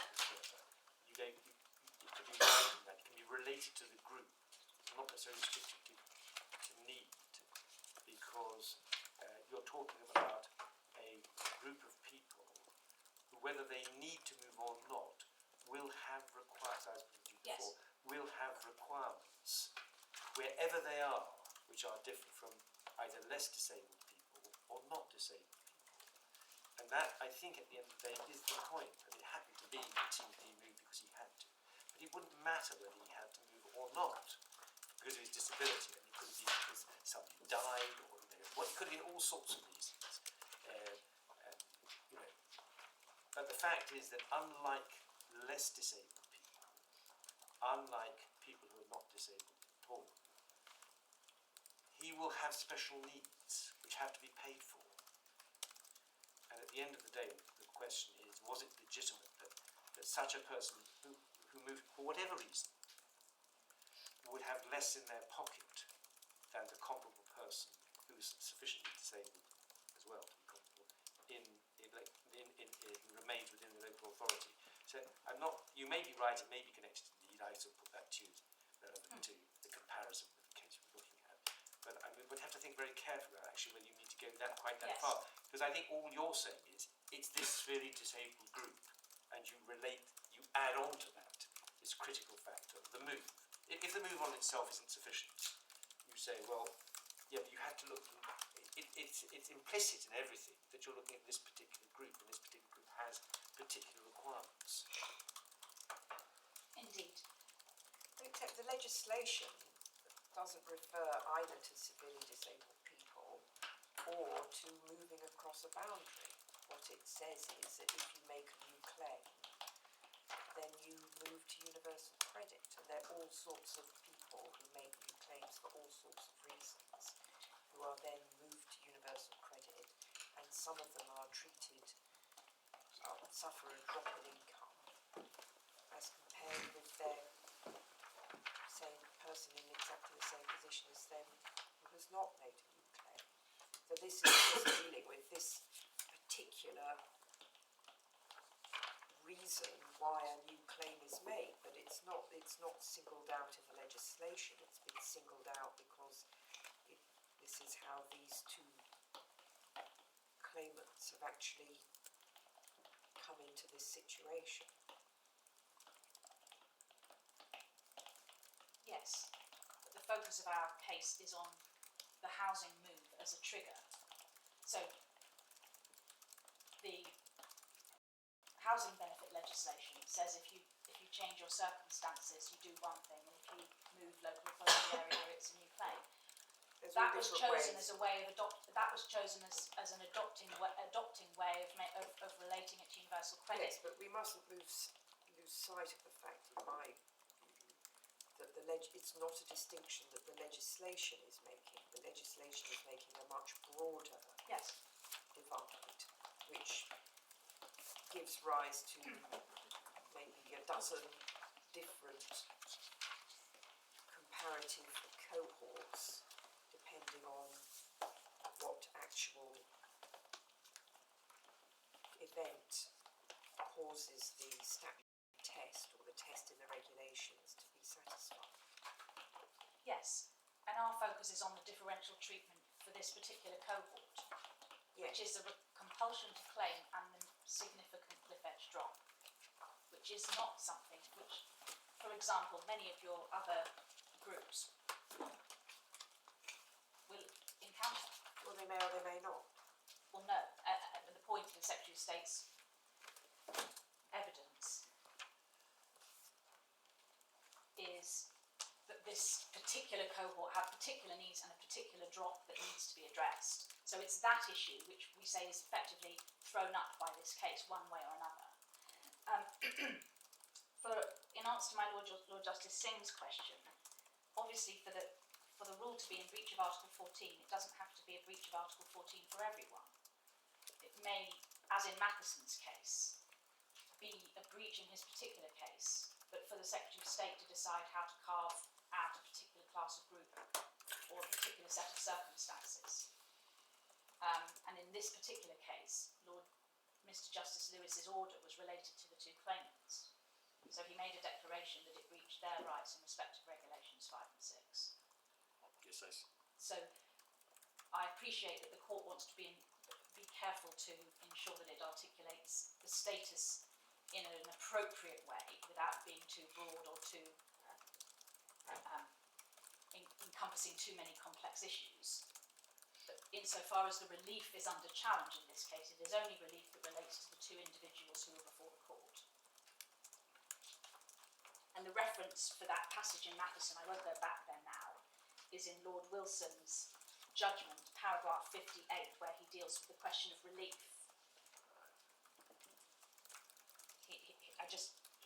He said it may not always follow that the suspension following the 84th day will violate the relevant human rights. It will depend on the circumstances, and it's for the Secretary of State to design a scheme which she thinks draws the right lines. And that's, of course, subsequently... Does that mean that the group is affected, it doesn't matter how large or small the group affected is, whose Article 14 rights are affected, it's sufficient if only the claimant's rights are affected? Yes. It's about an individual claimant arguing that their individual rights are breached. They may be representative of a broader group. That doesn't matter. But that doesn't matter for the analysis, nor does it matter for the relief. Well, it does matter for the relief, because the relief can be limited, as it was in Matheson's case and in this, to those particular sets of facts. And so it will not be, it hasn't been a declaration that every single person is necessarily affected, may depend on the circumstances. I feel I ought to move on. Yes. The only remaining issue on status is one which we would put simply, and that is the Secretary of State's objection is based on the fact that the status and the differential treatment cannot be distinguished. That's the Stott point. You'll be pleased to know I'm not proposing to go back through Stott at this point, because I think I take the point at its at the height of the Secretary of State's submission. We have a complete answer to it. The point arising out of Stott is whether we might find it difficult to grasp, etc., or whatever. There is nonetheless a requirement for the differential treatment not to be defined by the status and vice versa. There needs to be a way of articulating them separately. In this case, the differential treatment is the compulsion to claim universal credit and the consequential loss, financial loss, and the status is the move across a boundary. That's always, I think, what this independence point was that what has to be independent is the status has to be something more than simply fulfilling or not fulfilling the criteria for suffering the detriment. So, if so, it has to be something separate from simply articulating status on the way that, well, my status is that I do not qualify for housing benefit, and I compare myself with someone who does qualify for housing benefit. Absolutely. Yes, so that's it. Yes. And that's not this case. Because we are complaining of the requirement to claim universal credit and the cliff edge drop, and the status that we're relying on is a move across a boundary, or a severely disabled person moving across a But boundary. it's the same thing. That's what. Well, Mr. they're always Milford related asked. because one gives rise to the other, Yes, but but is the status something other than simply an expression of a person who is pushed to one that I fulfil one of the criteria that means that I have to move to universal credit? well, one gives rise to the other in the same way as in Clift or Stott. Let's take Stott as a simpler example because it was at least the issue was specifically addressed. In Stott it was extended determinate sentences. That was the status. And the complaint was that as a result of that, you were treated differentially in relation to your eligibility for parole, either one half if you were not an extended sentence person, or 2/3 if you were. So that was the consequence of the issue, was the differential treatment. In this case, the status is the move across a local authority boundary, and the consequence for differential treatment is the requirement to claim universal credit and the consequential financial loss that gives rise to for our cohort. So there is a way of articulating that in the same way as there was in Stott. What I would say is that when one goes back to Stott, and I think this is a matter that Mr. Butler will be addressing as well, because I've got an awful lot of ground to cover, and I want to make sure I don't spend too much time in the foothills of Stott and so on. I'm very happy to, but I'm trying to make it a relatively crisp point if I can. The point I would make about Stott is that Lady Black says it's difficult to spend too much time arguing about this point because it doesn't really do anything other than make a fine distinction. We've got a fine distinction insofar as we need one, and actually you need to look at all the circumstances of the case, which we say here, and take a broad approach, which we say here you should do. There's one example where it's been dispositive, and that's in Doherty. That's because, as my lady just identified, in Doherty,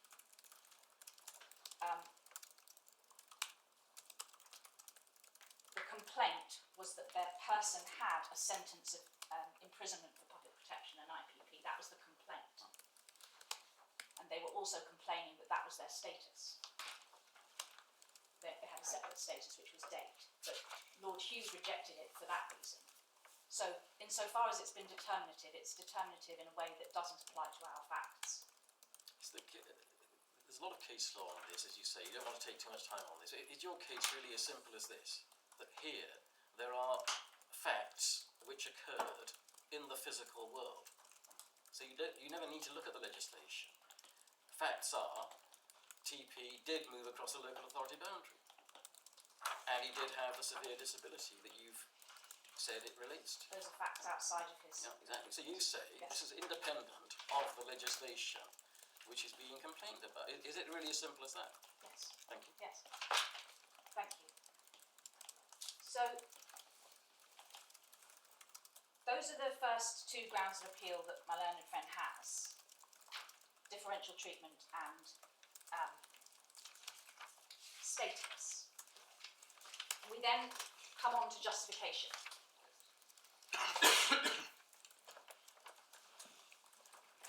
We submit that Lewis's judgment was based on a lack of considered opinion, which explained the differential treatment and justified it. And was particularly in light of the fact that it appeared to be potentially an unintended or oversight in the legislation. But in either way, it appeared to be contrary to her own policy as to how this should be addressed. We say that finding was fully open to him on the evidence that he had,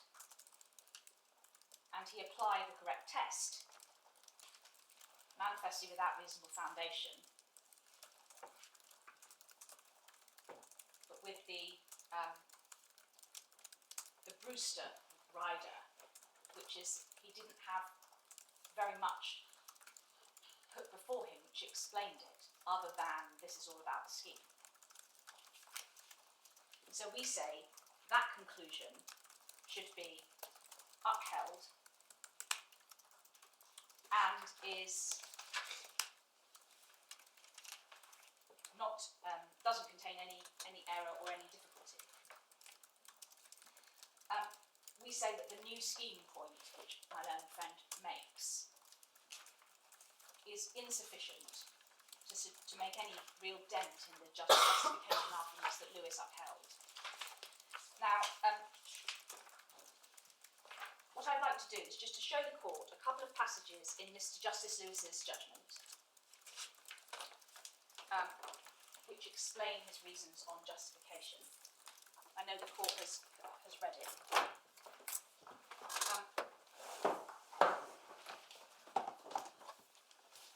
It's in the core bundle, starting at page A79, page 78, sorry. What we see at paragraph 82, the point I took the court to earlier on, is the difficulty that he has identified. He's looking at the group that's affected, and he says the trigger is moving local authority areas. Such a move has far-reaching consequences in relation to the income-related benefits that the person receives. So those are the differences. That's the effectively the impact, the difference in treatment that he's trying to find a justification for, and he explains it. But he says, but without any consideration apparently being given as to whether or not an element of transitional protection is appropriate. There's nothing in the contemporaneous material, and this is an important sentence, before this court to indicate that the decision maker addressed the consequences of this method of implementation, or whether, and if so what, element of protection might be appropriate. So that was his, and it appears a number of times, he couldn't find any real explanation that the Secretary of State, any evidence that the Secretary of State had actually understood this would be a consequence, still less explained why, for the severely disabled cohort. And then he makes reference to the particular policy against which he was considering it, paragraph 83. Middle of the paragraph, that material indicates that the government considered that this issue needed at least to be addressed, and that an element of protection may need to be provided, at least in some circumstances to some groups.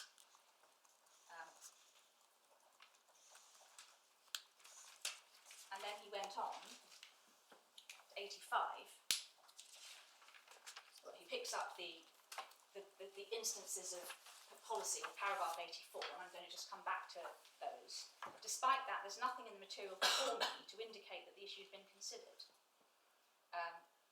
before the making of the transitional regulations, either by the government or by Parliament. There's no material indicating why the transitional regulations do not include any element of protection, and why it's considered the financial burden arising out of the differences between the amounts received should fall upon those who've moved from one local authority to another, and so on. It doesn't. A change in housing circumstances might provide an explanation to why it's appropriate to trigger to switch. It doesn't explain why they should do so without any apparent consideration of whether any element of transitional protection should be provided. And then again, paragraph 88 is an important paragraph in terms of elucidating his thinking.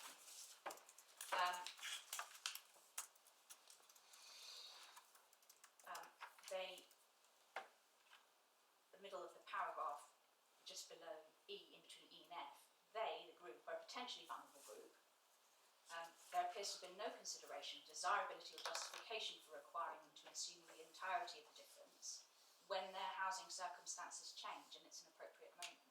And that's all the more striking, he says, in light of the government statements. So those are the package of factors that he was considering, having evaluated all the material before the court, and he did not find that the fact of needing to move them to the universal credit was sufficient to explain the difference in treatment that they suffered, namely the move and the consequential financial and human impacts of that cliff edge drop. So that was the way in which Mr. Justice Lewis articulated it. Can I just ask you about that articulation and Yes. his reasoning? On the basis of this reasoning, the judge then made a declaration that these two claimants' Article 14 rights had been violated. Yes. Suppose the government had then responded to that declaration by considering the very matters he says here were not considered, but reached exactly the same conclusion, and so didn't change the legislation. What would then follow? Would the Article 14 rights no longer be being breached?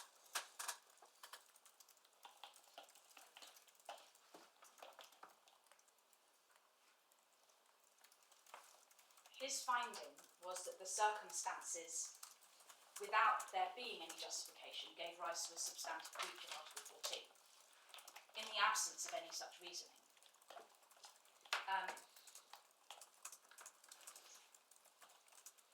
Subsequent reasoning and the same outcome, on the face of it, would have, absence of change of circumstances, the Article 14 breach is still there. The court's got to deal with it on the basis of the justification put forward to it at that time. If it doesn't add up, then there's a finding of substantive justification, discrimination.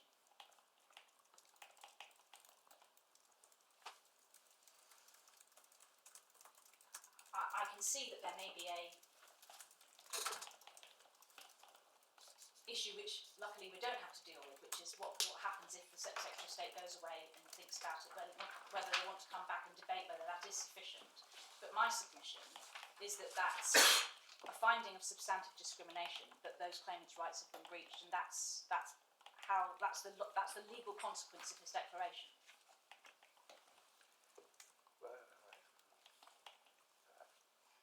Can you just articulate in very simple terms what is the core response to the Secretary of State's position, which is it's inherent in any scheme that there are going to be some people who are on a differential basis as you roll it out. I mean, it's a very simple point. That's the nature of the scheme. If you roll it out, there are going to be periods of time when people are going to be in a different position.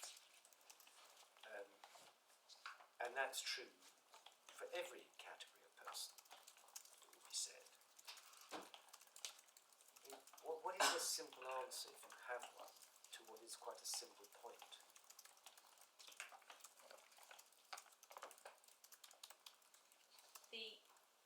The answer we give is that it's not sufficient to say that you can introduce a new scheme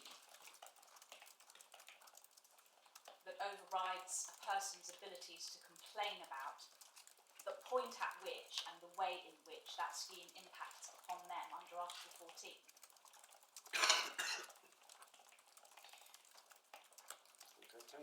It's not sufficient to say you can introduce a new scheme. Can you complete that? I just want to get it down because that is. So, yes, that's what I said. Not sufficient to say you can introduce a new scheme. Okay, carry on.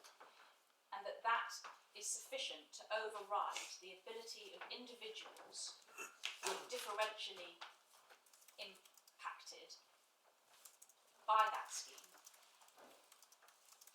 to complain under Article 14 of discrimination. That's assuming that they have a separate status which is independent of Yes. the fact that they just are moved. So suppose that, looking to the future, how are they going to choose these 10,000 people who are going to be managed migrated. Suppose they decide there's no rational basis on which we can do this. We're just going to pull random names out of the electoral register. The first 10,000 names that pop up thrown up by a random algorithm, like use the premium bonds, whatever. The first 10,000 names are going to come up. They may be all different shapes and sizes of people. There's no objective justification for doing that other than you've got a new scheme, you want to move 10,000 people onto it, you've got to choose them in some way. Now, would that be a lawful way of doing it, or would you say, well, no, because then people have the status of I'm a person whose name was not generated randomly, and was generated randomly, and I compare myself with a person whose status wasn't, and therefore that needs to be objectively justified, and the government has said, well, there's no rational difference other than we just have to choose people. So how is it that they can lawfully choose the people who will be in the pilots?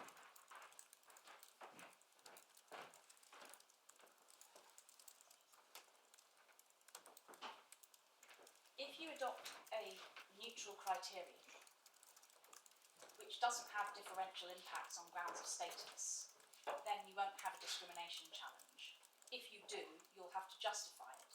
In a case where it is a simple issue, that you've got to look at not just the consequences, it's not just the fact of moving across to the pilot, whatever, the impacts upon the group in particular. So, Well, that's what you say, but is there authority for that proposition? well, Is there any other case which concerns the rolling out of a new scheme, and the complaint is by any particular sector that, although we accept it has to be moved out in tranches, and so there will be a differential, it's not enough just to say we have to roll out the new scheme and there'll be a differential inevitably. Is there any case? Is this the first case on that point?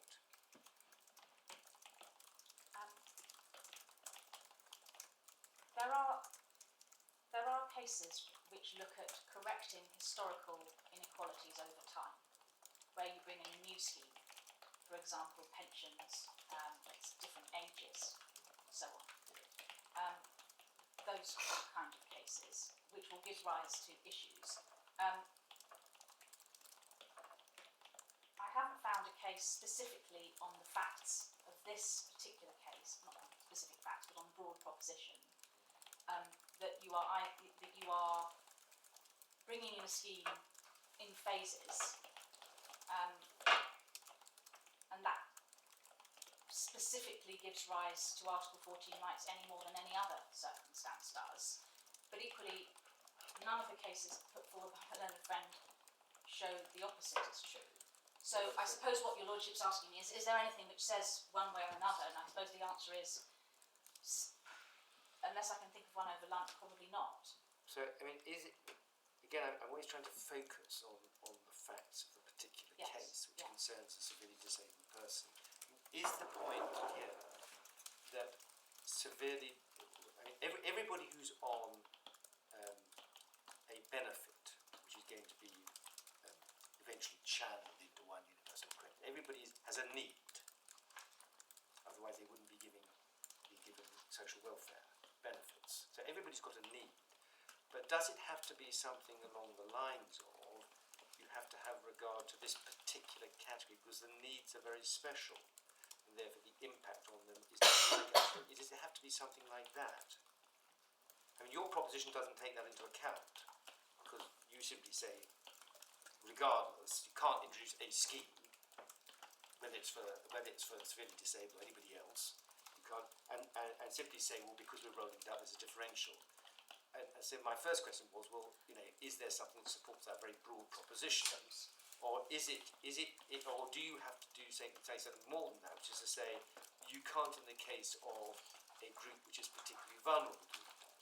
That's what I'm sort of trying to tease No, out. I suppose you're absolutely right, my lord. The reason for our complaint is because of the impact on our particular vulnerable group. And I perhaps didn't articulate my answer, which you asked me to carefully articulate, very carefully. Yes. What I was trying to articulate was the existence of a new scheme which you introduce in phased ways can give rise to Article 14 issues if they arise. Because you are introducing a new piece of legislation, here the transitional regulations, which have the effect of phasing in the scheme in different ways. If the fact of the new scheme itself means it's justified, you don't get off the ground in Article 14. Then, if the Secretary of State had decided to introduce the scheme for women first, notwithstanding women might significantly drop down, that couldn't give rise to a complaint because the Secretary of State would simply be able to say, this is a new scheme, I've got to do it somehow. So I say, I'm obviously not at that extreme end, but I'm on a spectrum, as it were, of Article 14 issues, which are properly entitled to be raised. So in cases like Zanet, perhaps go there very briefly, in cases like Zanet, the legislation was introduced in relation to a rent control increase from one point to the next. The court didn't say there's not even an issue arising. It said you can't have these kinds of phases or dates introducing schemes unless there's an objective, reasonable justification. In many cases, where it's an overnight introduction, there may well be, because everybody's treated the same at any point in time. Here, you've got phases which differentially impact on different people at different times. If they can, I'm not suggesting they should, but we have brought our claim because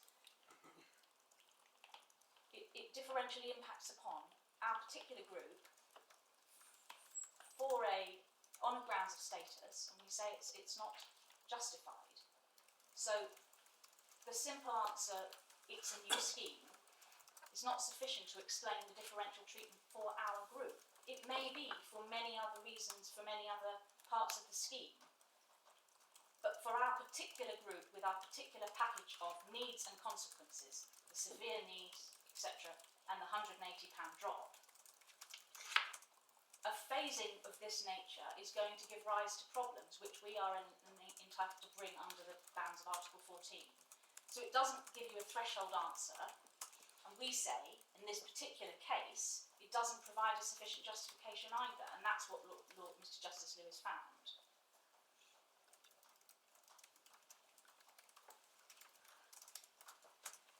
And so the reason why this is a problem in this case is confined to those issues. It's confined to the severely disabled cohort. It's confined to the significant financial impact upon that cohort. And it's also confined to the particular policy factors that gave rise on these facts to a real question for the Secretary of State to answer. Why have you adopted this criterion for people who are going to be so disadvantaged by it, when in fact your policy appears to have, at the very least, to have given rise to the opposite conclusion, or to you to very carefully articulate why you shouldn't be protecting them in some way? But that's effectively the thrust of Mr. Justice Lewis's reasoning. And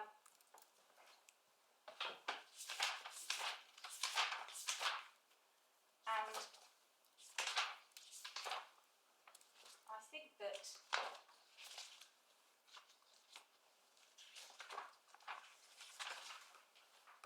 I was going to refer to the case of Zanet.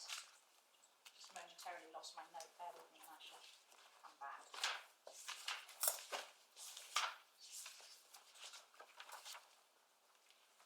It's 46, in, it's tab 46. yes, it's in tab 44. Sorry, 46, my lord.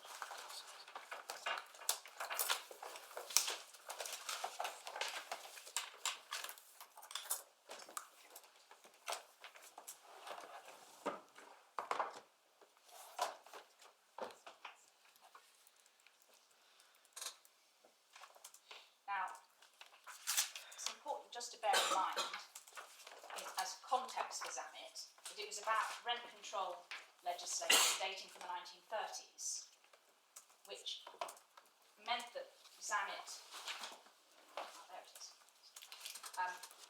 complained under Article 1, Protocol 1, that it restricted their ability to charge market rent, and they won on Article 1, Protocol 1.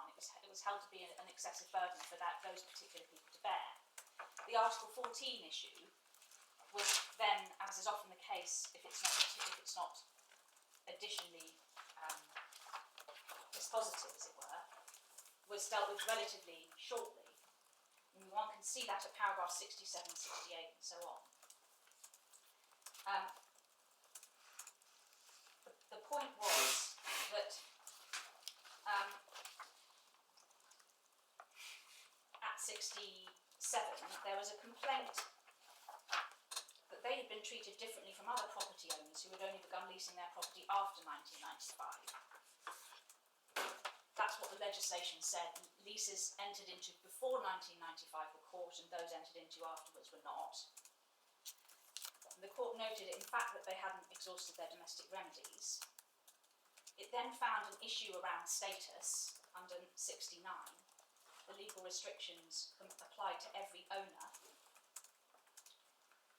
equally, and the applicants had no distinguishing criterion based on their own the personal status of their property owner.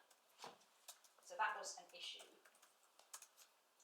And then at paragraph 70, it says, no discrimination is disclosed as a result of a particular date being chosen for the commencement of a new legislative regime. Well, just pausing there, the wording of discrimination means unjustified differential treatment. It doesn't mean there's no differential treatment even to start with. So that's the first point. And the second point, this isn't a case about the commencement of a new legislative regime overnight. And differential treatment arising out of a legislative change is not discriminatory where it has a reasonable and objective justification in the interests of the administration of justice. So it will and may give rise to issues under Article 14, which need to be capable of justification. And in some cases there, to which the court is giving rise, as in Zamet, in fact there was reasonable justification, as the court concluded in the final sentence. In fact, it was a regime which it was abolishing because it was arbitrary and so on. So it does depend on the circumstances. Was this a simple date case? So the end Yes. is that that's the complaint? The date is 95. It's the date is 95. Right. So suppose the legislation, just vary it slightly, the legislation says after 1995, but only if you're women. Only if you're women. You would say, well then you've got a different discrimination problem. That needs to be objectively justified. Simply to say we need to bring a new regime at some point isn't an answer. If it said foreign nationals only for the time being, again, that might be justified, Yes. but it would have to be justified by other considerations than simply the need to bring something in at some point. Is that the argument? Absolutely. And here this was about substantive entitlements changing from one right to the next. Whereas this is a case about the phasing over time of a new scheme. So it's different for that reason too, but I entirely accept the point of Justice Singh putting too. Right, but what they seem to be saying at 69 is that the characteristic of being someone who entered into a lease before 1995 is not a status within Article 14. So that you don't have a different status, or that's, even though it's something that obviously exists separately from the legislation and pre-exists the legislation, it's not a different status for the purposes of Article. Well, in that context, it was we a group, we a body, a corporate or two individuals have entered into a lease in 1995. I think the point that's making is that doesn't say anything about you as a person. It's not personal to you as a status. It's just when you entered into your lease and the date was chosen that leases after that date were different to your lease. Yes. And that's, in that particular case, held not to be personal to the status of the individual. My submission doesn't particularly assist us on the facts of this case. So, insofar as Zamet is authority for the proposition that my learned friend seeks to make, which is that the answer is simply the new scheme, that's not enough of an answer. So, I've taken you to the judgment, Mr. Justice Lewis. What I'd like to do, and I will try and do it by reference to a small number of documents, not a large number of documents, is just to refer the court to the summary of the evidence that was before the court, and that requires me to do two things. First of all, to pick up our skeleton argument, please. Here or below. Here. Yes, which is in the bundle at tab A, core bundle tab A, and it's starts at page A14. And the particular paragraph is 27, which is on page A22. Now, the reason I'm referring the court to this set of collection of pieces of evidence, they factored in Mr. Lewis's judgment in the way that we have just seen. And I would just like to show the court the excerpts there, briefly, as to why Mr. Justice Lewis considered it was relevant to justification that those policy commitments have been made, or policy statements. In particular, number 2, the Secretary of State, in the course of the bill, the Welfare Reform Bill, referred to the House of Commons Committee for claimants whose UC award would be less than now. For example, where people receive the severe disability premium as a direct result of the move to UC, we will provide transitional protections already agreed. And I would refer it as also to number 4, which was a particular briefing note which referred to classes of person who may be the subject of transitional protection. Transitional protection will protect the existing entitlements of people already receiving it. In an individual case, the need for transitional protection will depend on how the overall benefit entitlement is affected. The groups who may need some transitional protection are people who have been awarded the severe disability premium. So there was a focus on that group. And then number 5, and this was, I think, one of the passages that I mentioned yesterday in passing to my Lady Justice Rose in relation to the debates about these issues. One of the issues that was raised on the substantive regime, the holes in the safety net report, was answered here by Lord Floyd in the House of Lords. Noble Lords are concerned that some disabled people who currently get premiums will in future get a lower addition. That is why we are providing transitional protection for those claimants with existing premium whose overall UC entitlement would be less than under the old system as a direct result of moving to UC, provided their circumstances stay the same. And the points continue. There's never been any ready-made commitment that anyone who has moved across to universal credit without a change of circumstances will not lose out. Transitional protection will be provided to eligible claimants. So was and remains the policy, and the particular set of severely disabled people were a cohort whose circumstances were going to have to be carefully considered.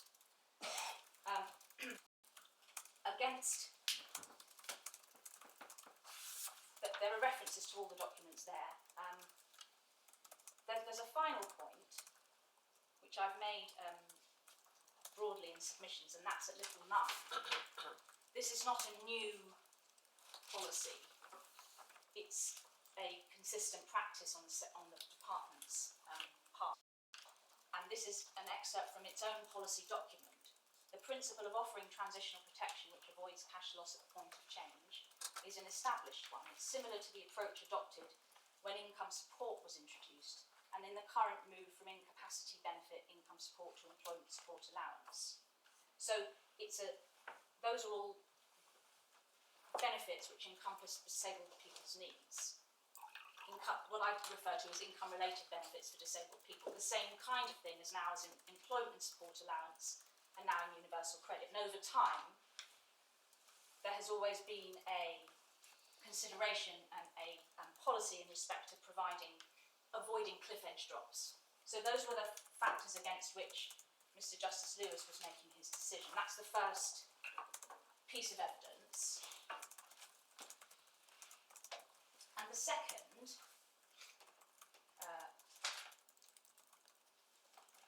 is, in light of that, and in light of the impact, where was the Secretary of State's reasoning, if any, for adopting this particular trigger for this particular cohort? That was what Mr. Justice Lewis, for your note, at 82, 85, 87 and 88 of his judgment, found was missing. He didn't find any evidence. Just before I take you to the ministerial submission, which was the only piece of documentation that specifically referred to that issue, I want to make the point that the 2014 regulations were negative resolution regulations. There were no debates or other things before the court arising from those. So all we had was the regulations, and then this particular piece of ministerial submission. It is at Supplementary Bundle 1, A517A.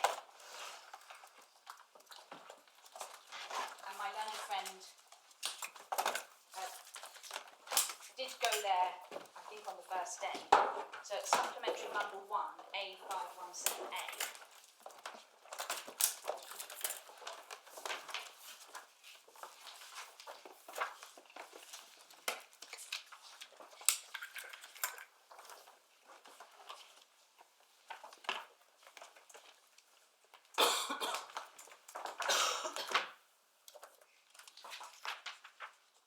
This was the contemporaneous, or said to be dating from 2011, document which showed the rationale for adopting the change of circumstances in particular for a trigger.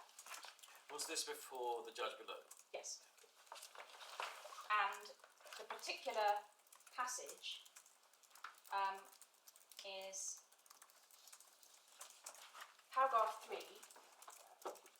paragraphs 2 and 3 explain, we have also said that the amount of TP, transitional protection, will change as the claimant's circumstances change.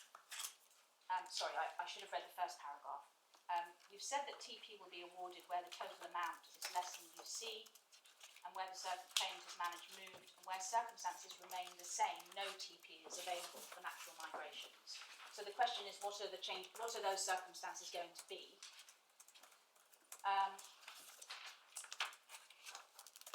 The recommendation at 5, first bullet, is to make public the circumstances under which claimants will get TP, i.e. the definition of natural migration. So this was intended to be that definition. And then over at 7, it was agreed at a ministerial workshop that natural migrations are triggered by changing circumstances. That previously would have triggered a new claim to a legacy benefit, so that previously would have done. And then Annex A, the rest is redacted. A517E, Annex. I think mine's been extracted. Ah, I haven't got the bottom. I haven't got the page numbers. It's tab 16. We can give a. What's just to remind again what we're looking at? It's ministerial submission, 25th of October 2011. Have you not got the whole document? Because should we provide the whole document for you, my lord? Yeah, if you could, it might be easier. It's not having to be tracing over this.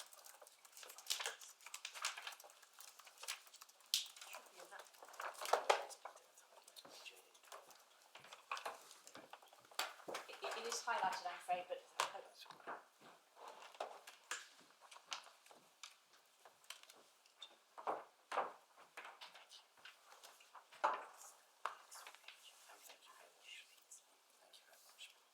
Yes. So the page I was taking the court to was A517E, which is the Annex A, which sets out what the change of circumstances are that could trigger a natural migration. And you will see that there are a number of different triggers. including at number 10, change of address for HB claimants who change address across LA boundaries, new claim to HB. So,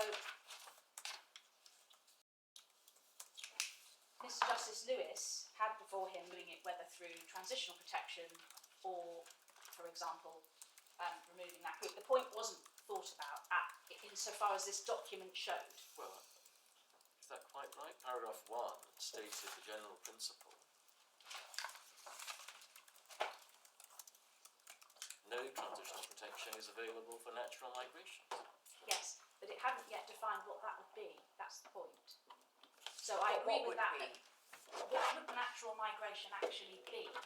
I completely accept that the policy of the Secretary of State had clearly been we will give transitional protection for managed migration, but not for natural migration. But as the ministerial submission says, we have not yet made public our definition of a natural migrant or a significant change. So the policy, the broad concept that there would be transitional protection in one class of case but not another had been put out there. But this was the work that was done to define what a natural migrant would be, or insofar as it was put before the court, this was what it was. So insofar as it purported to explain, for example, what's an appropriate trigger for any particular group, this was what it did. It set out those factors at page A517E. Yes, but why isn't that enough? That they have set out a whole variety of triggers of what could constitute a natural migration, see Annex A, only one of which is change of address for HB claimants who change address across LA boundaries. Why can't they just say, our justification is, there's a whole list of triggers. Our policy is, as set out in paragraph 1, TP not available for natural migrations, for any of those triggers. Why isn't the government allowed to have a policy like that? Government can have a policy like that. Absolutely, I don't demur from that proposition. What I say is that what had to be justified here was the difference in treatment. The difference in treatment for the group in question. The difference in treatment is the compulsion and the consequence for that group. And insofar as this document concerns that, it doesn't provide an explanation as to why it was thought appropriate for that group. So it's that issue that Yes, wasn't. I mean, these figures are interesting because some of them I would expect Mr. Milford would accept are on the basis of statement. If you look at the birth of the first child, becoming a parent is clearly a different status. So one could envisage someone becomes a parent, has a child, is moved on to universal credit and says, I'm now receiving less benefit than I used to because of my change in status. And the question then would be, is that justified, A, by the need to phase this in stages and therefore pick some people who will move earlier? And if that is, then is the use of a trigger, namely that you have made a fresh claim and therefore engaged the attention of the people who deal with claims at the local authority, is that a sufficient justification for treating parents differently from non-parents? That would be how the argument would go. And you say it's effectively the same argument here, albeit that you accept that being a person who moves across a boundary is outside, in the outer reaches of Lord Walker's concentric circles than having a child. Well, yes, but there would need to be a differential treatment that was Yes, a substantial disadvantage. Assuming that the person who has a child then moves to universal credit and gets less money than they had under the old regime. I don't know if there are any people, but let's suppose that there were some. Then same debate as we're having now, although status would not presumably be an issue. And the question is whether the choice of the cohort that moves as being a cohort that makes a fresh claim for whatever reason is justified.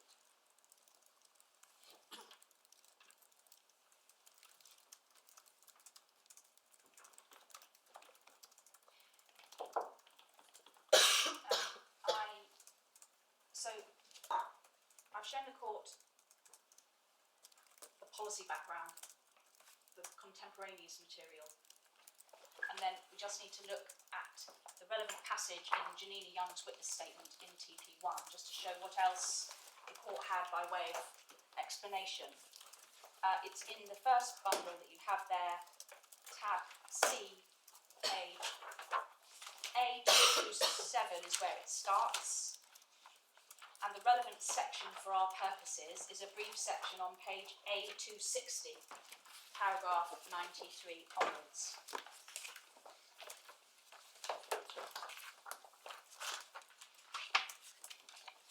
Now, so it's A261 is the first section. What Ms. Young does simply outlines the need for phase transition, paragraph 94. I should just draw attention to the final sentence of para 93.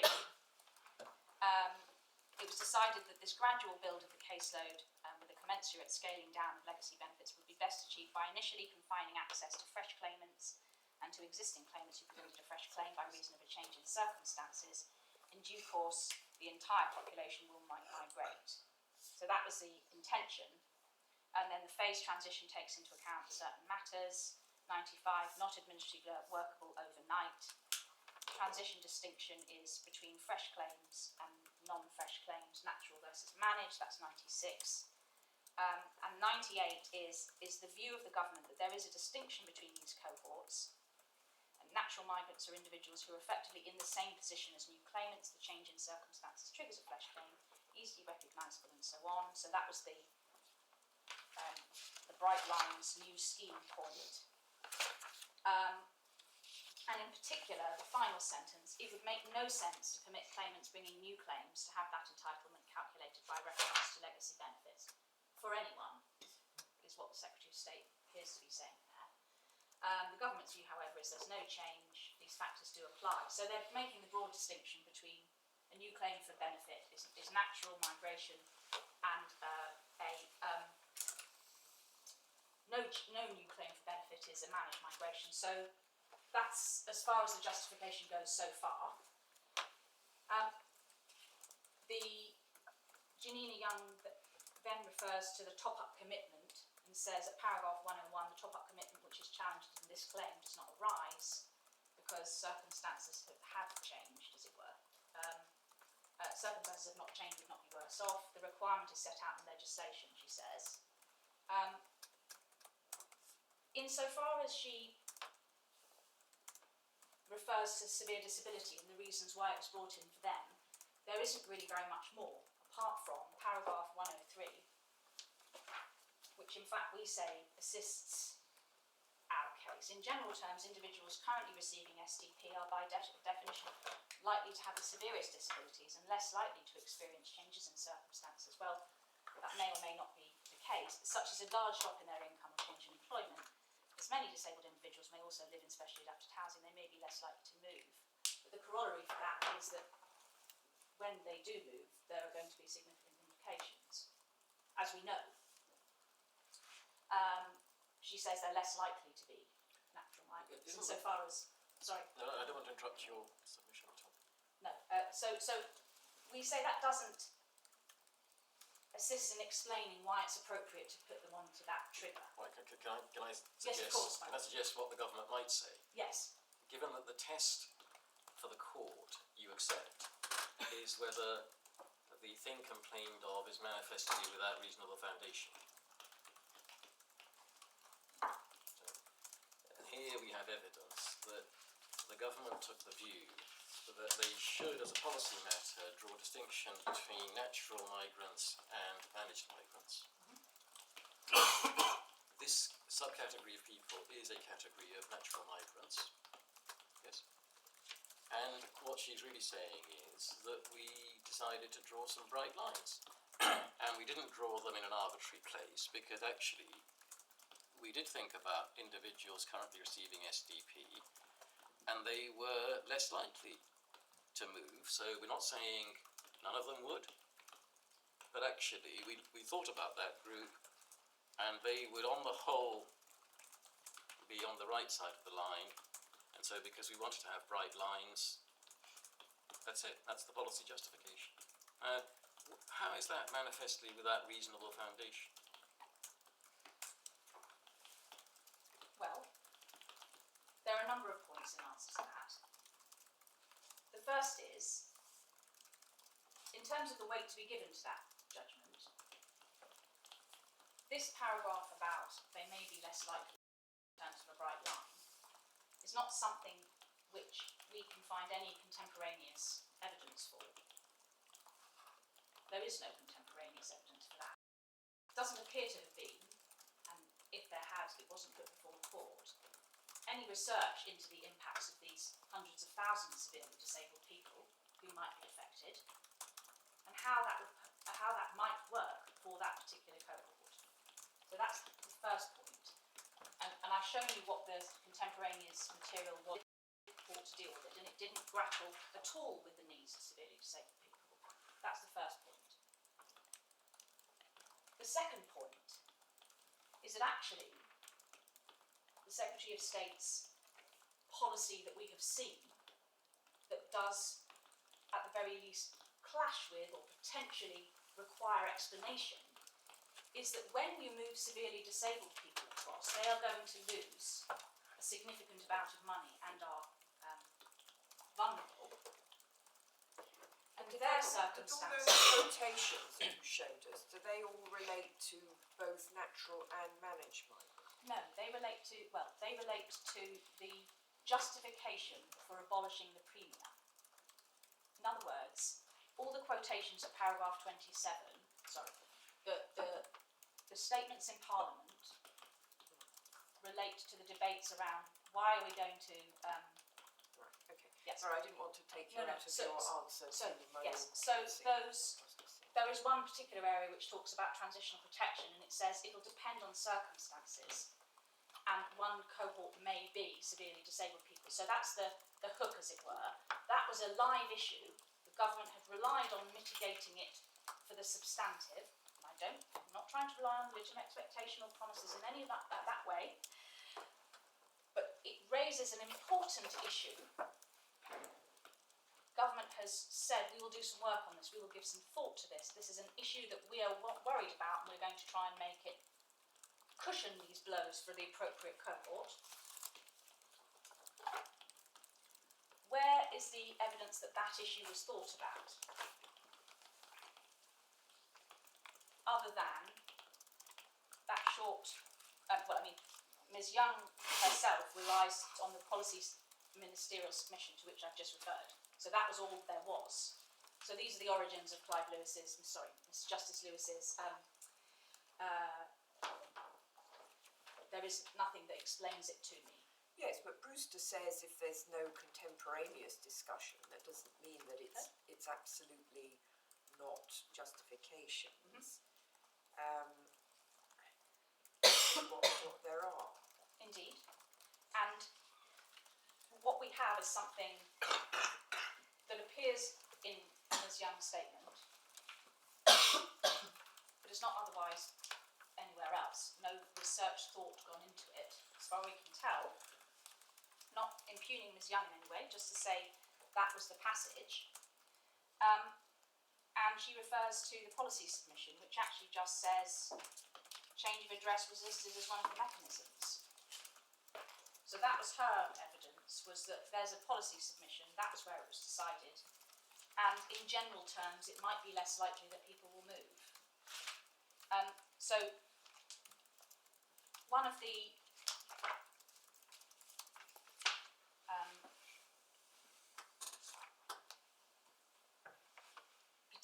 places, which I'd ask the court to look at, although I think I probably won't turn it up now, is the letter from Lord Freud to Tanny Gray Thompson at Baroness Gray Thompson at pages A510 to A512, where the specific difficulties that severely disabled people might encounter are highlighted, and the answer is, we are still considering how universal credit will roll out to other groups, such as disabled people. I'm reading from A512.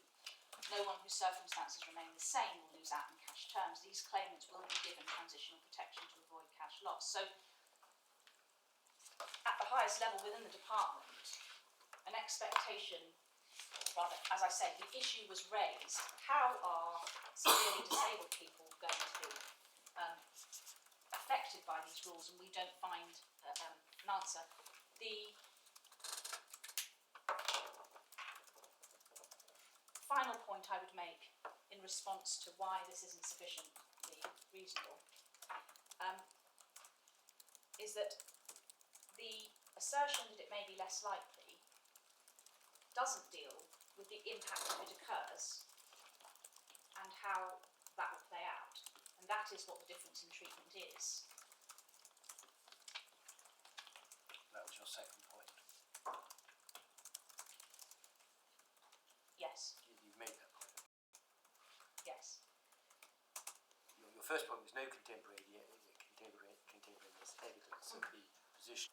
Ms Young and the Department for Work and Pensions were already considering the problem and how to respond to it. So insofar as this document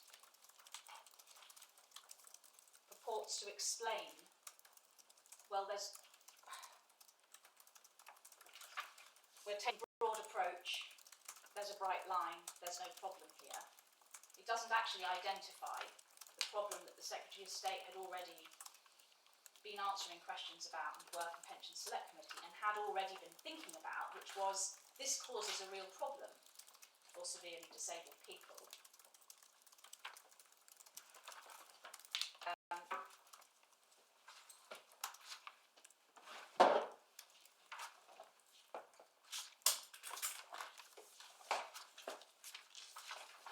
That, insofar as it purports to be a complete explanation,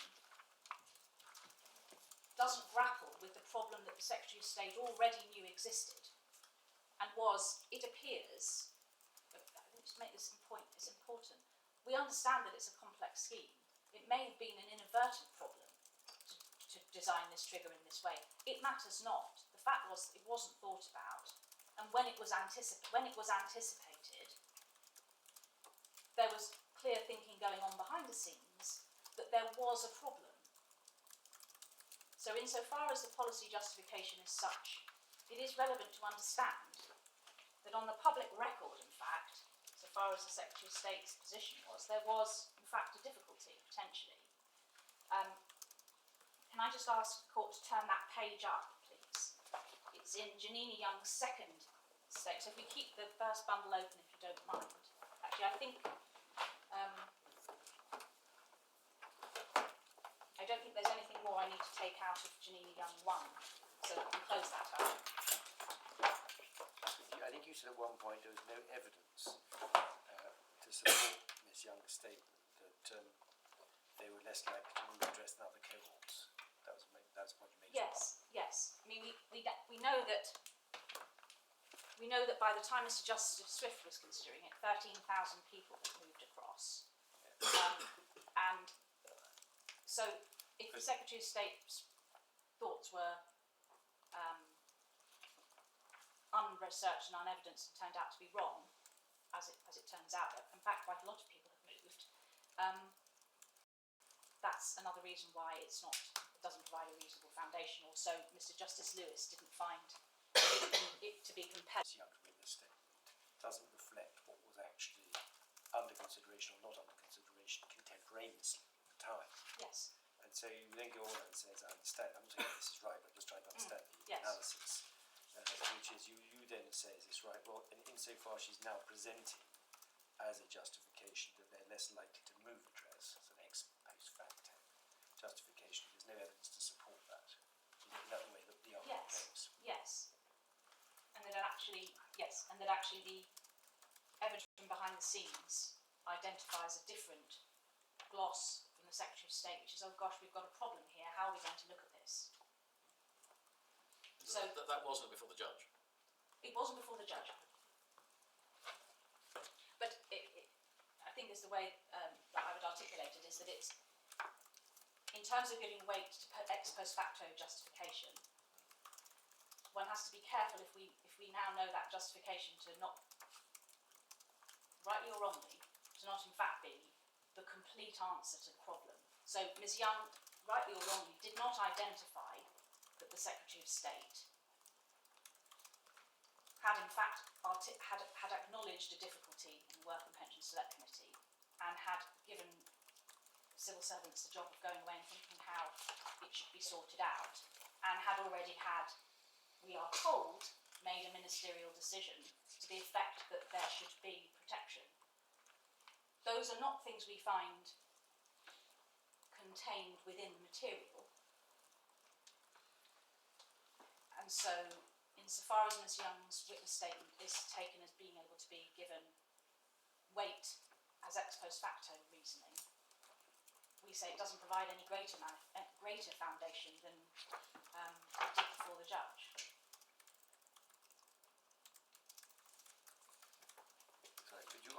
Sorry, are you saying that insofar as an ex post facto justification is put forward, not simply that we should be careful in appraising it as Yes. being a full answer, that one is entitled or is not entitled to take into account this further material but not before the judge?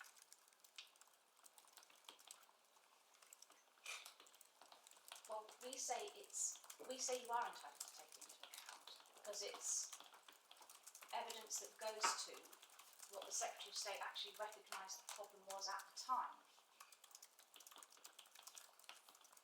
Now we say, as a question of candour, for reasons I'm not going to spend time going into at this moment, when we saw it in Janina Young's second witness statement as saying the options had been agreed by ministers by February 2018, we were obviously taken aback because it looked to us as though these issues were being thought about at the time, but they hadn't been brought to the attention of the court. The importance of that is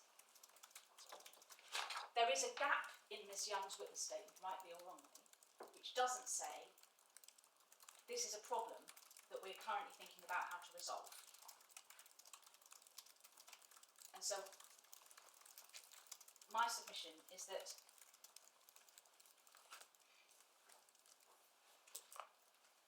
that is another reason why Ms Young's ex post facto justification needs to be treated with caution, I suppose is the answer to your lordship's question. Was there, could you, without shame, taking time by taking to if you don't want to, can you just give me a reference to the second witness statement? Yes, sorry, I was going to just turn up the page, please. B268 in the second bundle.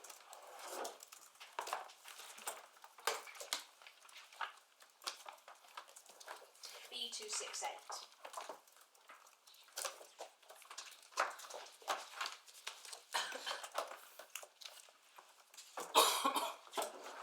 And it's paragraph 37 onwards, under the heading Managed Migration Regulations.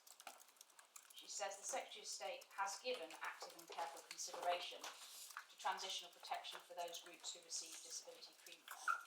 That wasn't something that she asserted she had done, or the Secretary of State had done previously. She asserts now, explains now that it has been done. And she said ministers have decided to introduce provision for the group in recognition of their specific circumstances. That's the first set of factors, living alone, treated as living alone with no carer, and because they are more likely, this is the second set, to experience a significantly less favourable financial outcome than other groups. The options for providing this support for this group were formally presented to ministers in February 2018, with some discussions taking place before then. ministers within the department. At his appearance before the Work and Pensions Committee on the 20th, they had recognised the problem and some provision, and had decided, subject I think to the Treasury, that some provision should be made. And there is a distinction between two particular decisions, but anyway, for the present purposes, Alok Sharma had said to the committee, in answer to a question from a member of the committee about severely disabled people, the intention, so final sentence of the first paragraph of Alok Sharma's speech, the intention has always been that this was being reformed in such a way that most severely disabled people get the support you need. Just to say, Mr McKay, people who are managed migrated will be protected. This is the point you were alluding to, if somebody naturally migrates, they will have an impact. It is quite difficult to estimate how many people this might affect. Just intuitively, I would think that a lot of those who are getting severe disability premium will be managed migrated. But I do understand the point you're making, and it's something I want to reflect on. So that was, Janina Young's witness statement was in April 2018. This was going on in January, and then we know that the Secretary of State had then looked at the issue. The approach to paragraph 41, the approach to providing additional support who had previously received SDP and naturally migrated, was agreed in ministers by February 2018. Now, just to make a short point on this, there is correspondence to this effect. Once this was identified, we wrote to the claimants and we said, sorry, to the respondents, then in the court hearing in front of Mr Justice Swift, it was confirmed that, in fact, the ministerial's decision in relation to the gateway was taken, the Secretary of State Was going to be naturally migrated. Yes. And they didn't at that point turn their minds as to whether actually it would be better to distinguish between some reasons why people naturally migrate, or between some groups who naturally migrate for a particular reason and groups who naturally migrate for the same reason. They just said, right, anybody who makes a claim is naturally migrated, and the background to that seems to be that those people have made a decision to do that. What they didn't consider is whether actually there are some people who will be very adversely affected by that and who make a fresh claim without it being a matter of choice as such. And what then later happened was that they realised. So the and we question, say, in fact, the question for us is then, was it manifestly without reasonable foundation to decide at the time that actually everyone who makes a fresh claim is going to be naturally migrated? And do we learn anything about the answer to that question from the fact that subsequently they decided that they would treat some people who make a fresh claim differently because the differential bears particularly harshly on them? yes. And I say there are two issues. First is how one treats evidence which purports to justify something, which we've covered. And the second is the Burnett point, which is Mr Justice Henderson, he then was, at paragraph 64 of Burnett says,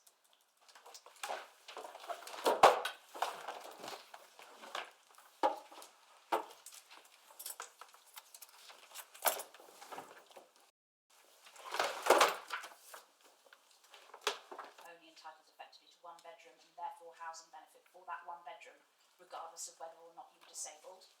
So the question was whether that rule disproportionately affected disabled people. The court found a breach of Flimenos because a neutral rule disproportionately affected them. In between the upper tribunal decision, where the Secretary of State had been successful, and the Court of Appeal, where the court found a breach, there had been a prospective amendment to carve out the cohort from the rule, rather similar perhaps to this case. Hence why I take the court to the paragraph of Mr Justice Henderson at the end of the judgment at page 23, paragraph 64. Sorry, I should just pick up the noting of the fact, nature of the remedy. So there's 64.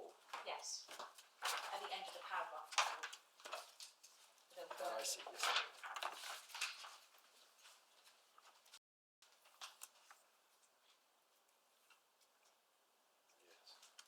And so what you have, as Mr. Justice Lewis found, in the way that my Lady Justice Rose has articulated it, an absence of consideration of the critical issue, whether for oversight or whatever, and you then have a response to it which shows that in fact it's proportionate to remove the discrimination, that can factor in the value judgment or the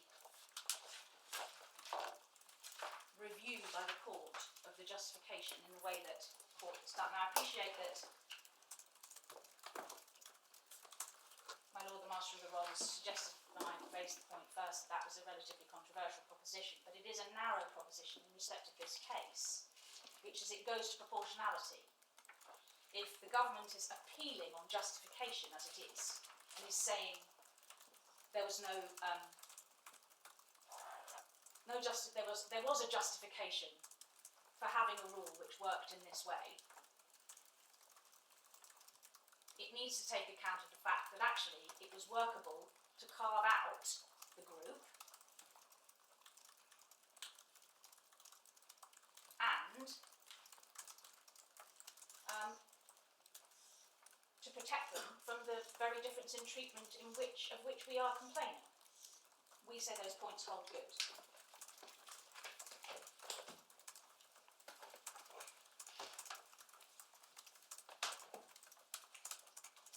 Now, I